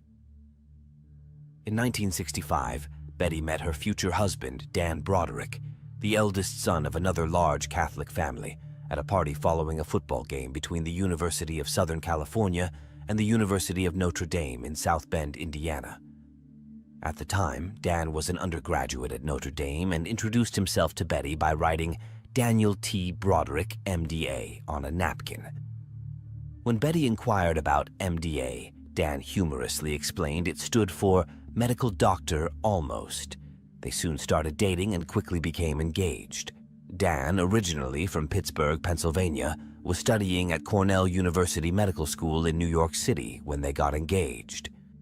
The couple married on April 12, 1969, at the Immaculate Conception Church in Eastchester in an extravagant ceremony organized by Betty's mother. Their honeymoon included a Caribbean cruise and a stay with friends in St. Thomas. Upon returning from her honeymoon, Betty discovered she was pregnant with her first child, daughter Kim, and continued working up until the day before her delivery. Following Kim's birth, Betty balanced multiple jobs while fully dedicating herself to home and motherhood, which she had always considered her primary goals. She went on to have 4 more children, a daughter named Lee, 2 sons, Daniel and Rhett, and an unnamed son who tragically passed away 2 days after birth. In the early years of their marriage, before Dan achieved success as an attorney, the couple faced severe financial difficulties. They lived in near poverty, relying on food stamps and moving frequently between dormitories and apartments. During this period, Betty juggled various jobs to support her family, including selling Tupperware door-to-door in the winter while caring for her children. Betty's determination and willingness to work hard were never in question. After the birth of Kim and completing his medical degree, Dan decided he no longer wanted to pursue a career in medicine. Instead, he chose to combine his medical background with a law degree, enrolling at Harvard Law School while Betty supported him by working various jobs. By 1973, following Dan's graduation from Harvard Law School, the family relocated to the La Jolla area of San Diego. There, Dan eventually achieved significant success as a medical malpractice attorney. However, the financial rewards did not come immediately. His initial salary at the law firm was quite modest. Betty encouraged Dan to start his own practice, which he did, and soon after he gained considerable success. Dan's breakthrough came with his first $1 million case, catapulting the Brodericks to millionaire status and signaling that their years of hard work and sacrifice had paid off. The couple became well known in San Diego's social circles and enjoyed a life of growing affluence. Betty was finally able to leave her jobs and enjoy the fruits of their labor. However, their already strained marriage continued to deteriorate. Betty frequently complained that Dan was an absent father and husband, spending excessive time at work and socializing with colleagues, which made her feel like a single parent to their 4 children. In the early 1980s, Dan hired Linda Kolkina, a former airline attendant turned receptionist, as his assistant. He began a secret affair with her that lasted for the next 3 years. Betty had long suspected Dan of having an affair, though he consistently denied it. One day, after waiting all day and night at Dan's law office to celebrate his 38th birthday, she discovered he was out with Linda. Enraged, Betty drove home and destroyed all of Dan's expensive custom-tailored suits. The marriage continued to deteriorate, with Betty's suspicions of the affair growing and Dan persistently denying it. Dan eventually moved out, purchased a new home, and surprisingly, took custody of their 4 children. He then admitted to the 3-year affair, secured a restraining order against Betty, and filed for divorce. Betty was heartbroken and felt deeply wronged. The ensuing divorce was lengthy, complex, and bitter. Betty believed she was treated unfairly due to Dan's extensive legal connections and influence. After Dan left, Betty became consumed with anger toward her estranged husband. This obsession led her to engage in behavior that later worked against her in court, such as leaving obscene messages on Dan's answering machine and verbally abusing him and Linda Kolkana in recorded phone calls with her children, to whom she made demands regarding their behavior and attitudes towards their father and Kolkana. One particularly infamous incident involved Betty driving her vehicle through the front door of Dan Broderick's new house after he sold the family home without her consent. In addition to this act of vandalism, Betty also entered Dan's home unannounced, smeared a Boston cream pie on his clothes, spray-painted his walls, and broke his windows. As the divorce proceedings dragged on, Betty's behavior became increasingly violent. She retaliated against her estranged husband by vandalizing his property, leaving him obscene phone messages and venting about his infidelity to her friends. Dan, meanwhile, maintained a more composed approach and leveraged his legal expertise to his advantage. He frequently brought Betty back to court on orders to show cause for violating the restraining order he had against her. After one such court appearance, Betty spent 3 days in jail. Observers often felt that Dan was provoking Betty's unstable behavior rather than showing empathy or helping her seek the support she needed.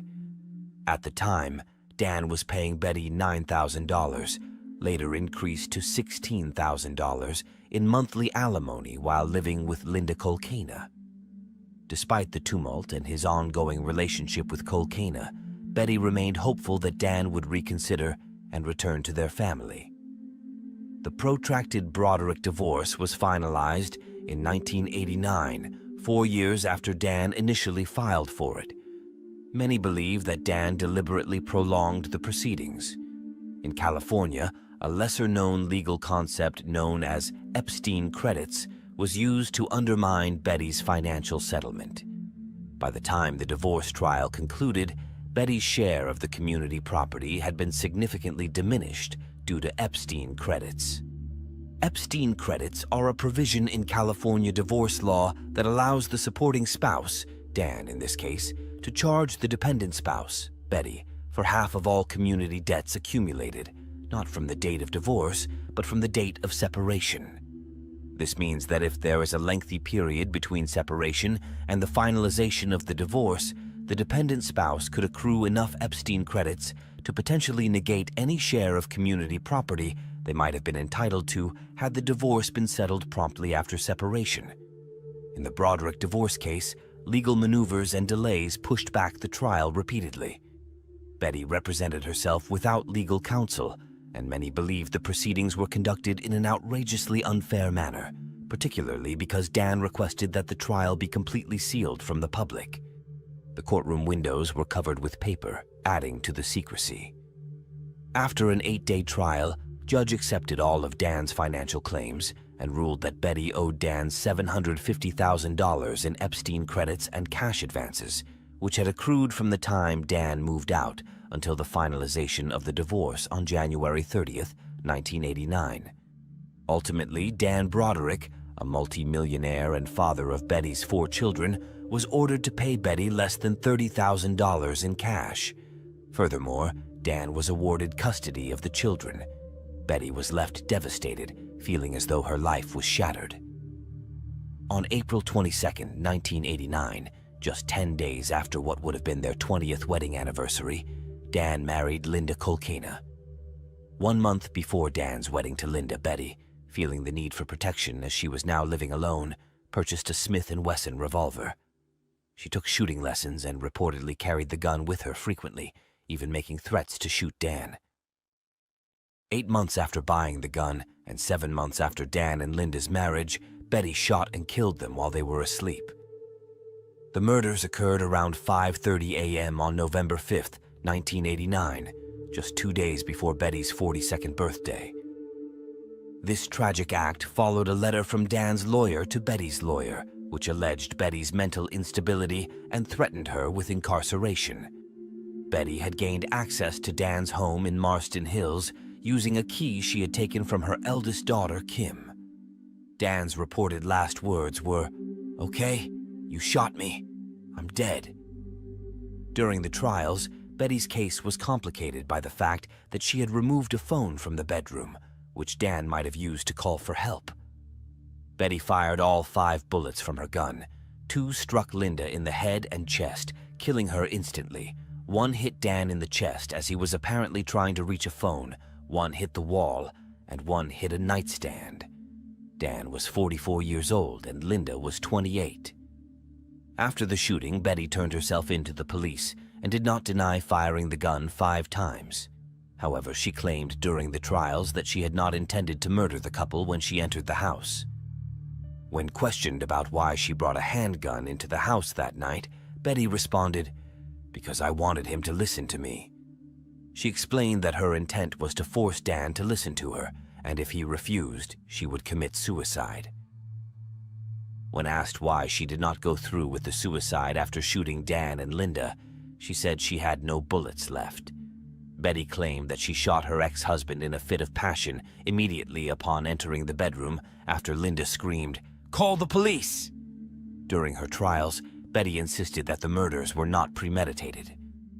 In her second trial, she described the events as follows.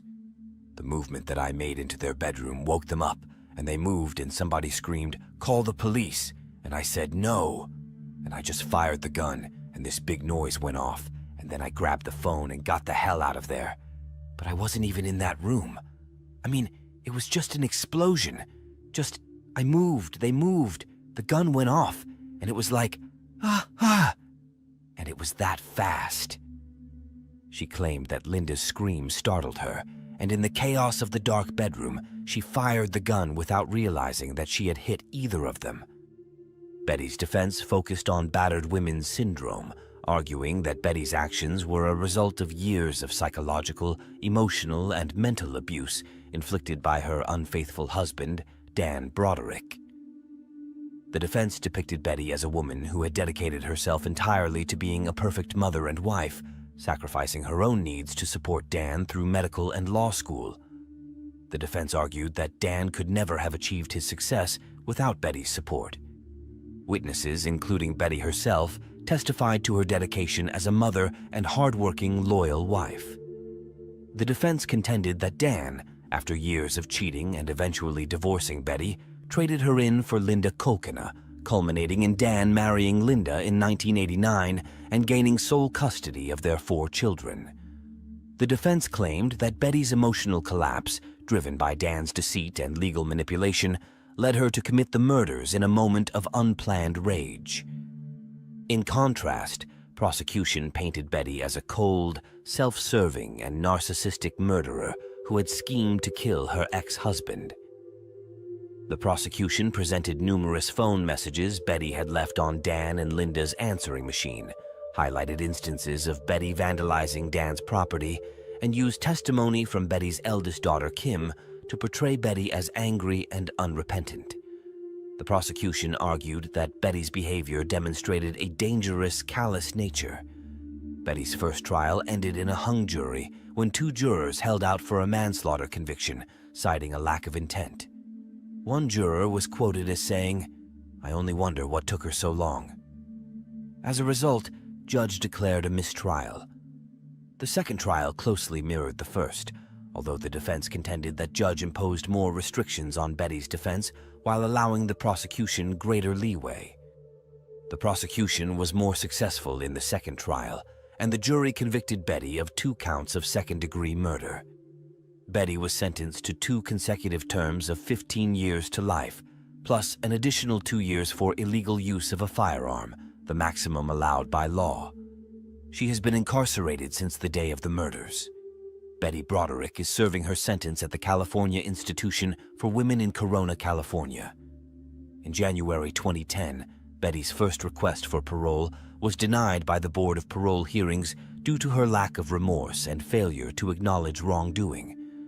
She was subsequently denied parole in November 2011 and again in January 2017. Her next eligibility for parole will be in January 2032, by which time she will be 84 years old. Miriam Helmick was born on January 26, 1957. Known for her friendly and outgoing nature, she easily made many friends. By the age of 42, she was a mother of 2, 1 son and 1 daughter, and was married to 46-year-old Jack Giles.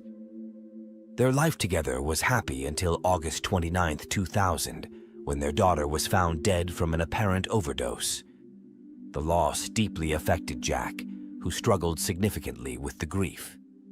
Tragically, the family would face another devastating blow 2 years later. On April 15, 2002, Miriam got up early with the intention of exercising, but soon decided to go back to bed. As she lay down, she heard a loud bang and discovered that Jack, who was lying next to her, had shot himself in the head. Despite her efforts to perform CPR with instructions from a 911 operator, he was already gone. In the wake of such profound loss, first her daughter and now her husband, a friend offered Miriam a chance for a fresh start. The friend suggested, "Come to Florida. There's an opening at a dance studio for an instructor, which is perfect for you since you love dancing." While their son chose to remain in Florida, where he felt at home, Miriam was ready for a new beginning and decided to make the move. While teaching at the dance studio, Miriam met 62-year-old Alan Helmick, who was taking ballroom dance classes. Alan was a Delta, Colorado native and worked as a mortgage broker before retiring. Alan had recently lost his wife of 30 years, Sharon, who had passed away from a heart attack in 2003. The two had been together since they were 14. Alan fell into a deep depression after her death, but a friend suggested dance lessons as a way to help him re-engage with life. Alan took the advice, and through dance, Miriam rekindled his sense of vitality.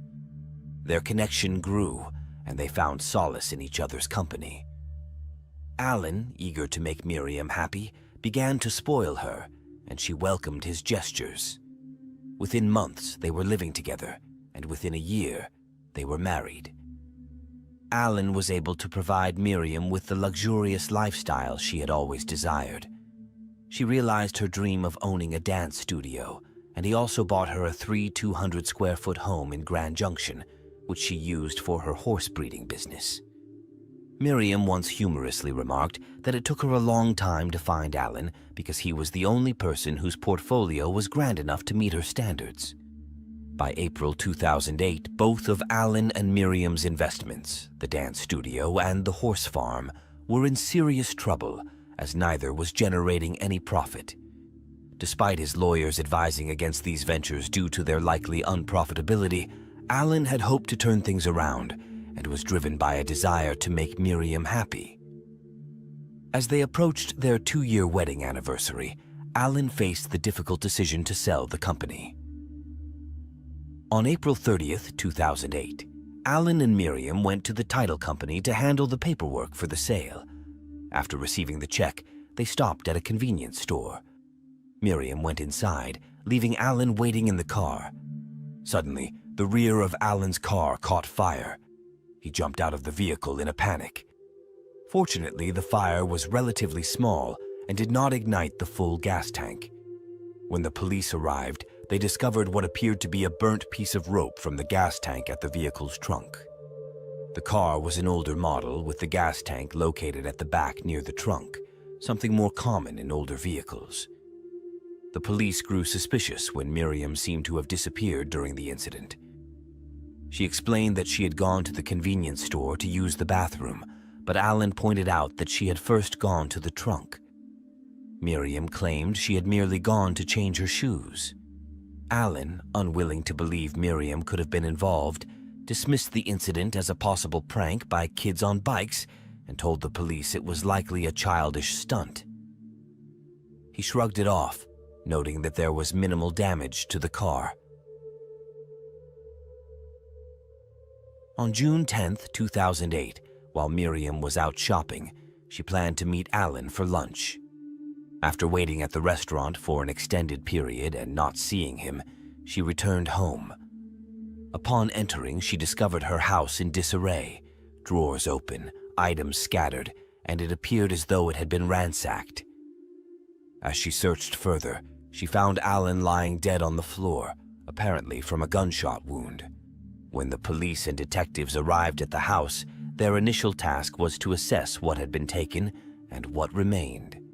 A few details stood out that suggested the scene might have been staged rather than the work of an ordinary thief. Notably, valuable items like Miriam's jewelry were still present, and several guns were found in the home. Upon closer inspection, the detectives observed that the kitchen drawers had been pulled out in a manner that seemed purposeless, as if they had been ransacked for show rather than for actual valuables. It seemed unlikely that a thief would search for valuables among kitchen utensils. This led the detectives to suspect that the scene had been staged. Miriam was brought in for questioning. She provided a clear account of her day, supported by receipts from her shopping and dining activities. When asked if she had any suspicions about who might be responsible, she mentioned Alan Jr., who had been cut out of the will due to a drug problem. Alan had removed him from the will primarily to protect him from self-destruction. This raised questions. Could this have been an act of revenge? Was Alan Jr. involved or seeking drug money? Alan had been shot with a .25 caliber bullet, and a quick check revealed that the couple owned such a gun. However, the weapon was missing and presumed stolen during the robbery, making it the only item taken. The detectives were left with a significant clue, but needed to determine how it fit into the broader investigation. A few days later, Miriam and a friend returned home to find a handwritten greeting card left at her door. The card read, "Alan was first. You're next. Run, run, run." Miriam, who had previously expressed to her friends that she felt she was being stalked, saw this card as confirmation of her fears. She reported it to the police, who took the card as evidence. However, they found the message rather corny and were uncertain about its significance. The barcode on the back had been removed, suggesting that the sender wanted to hide where the card had been purchased. Afraid, Miriam hopped on a plane and returned to her native Florida. She reunited with her friend, Aline Lee, and within months of losing Alan, Miriam was back on the dating scene. Miriam said, "I found this website," according to Lee, "and she even told me, he's got to make at least over $500,000 a year. She's a gold digger."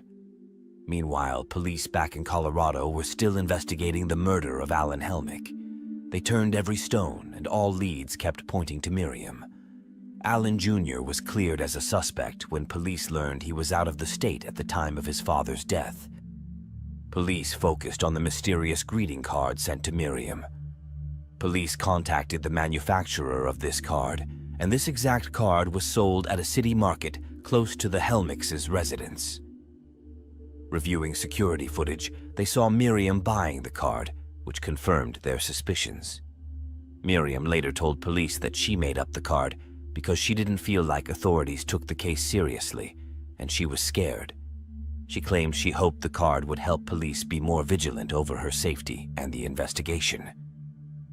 As the investigation deepened, the police uncovered troubling details about Miriam's past, including the death of her first husband, Jack Giles. An autopsy revealed that Jack had been shot in the right side of his head, and people close to him noted that he was left-handed, raising questions about the circumstances of his death.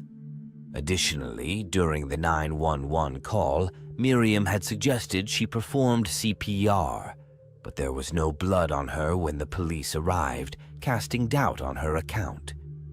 The investigation also revealed that Miriam was the beneficiary of both her husband's and her daughter's life insurance policies. She had squandered the funds she received from these policies. 6 months after Jack's death, a court ordered Miriam to give half of Jack's insurance money to his child from a previous relationship. This financial obligation prompted her move from Florida to Colorado. But as the investigators dug deeper, Miriam's behavior leading up to the murder seemed more suspicious. A search of her computer history showed that she looked up things like overdose Viagra, Ambien death, and lisinopril death.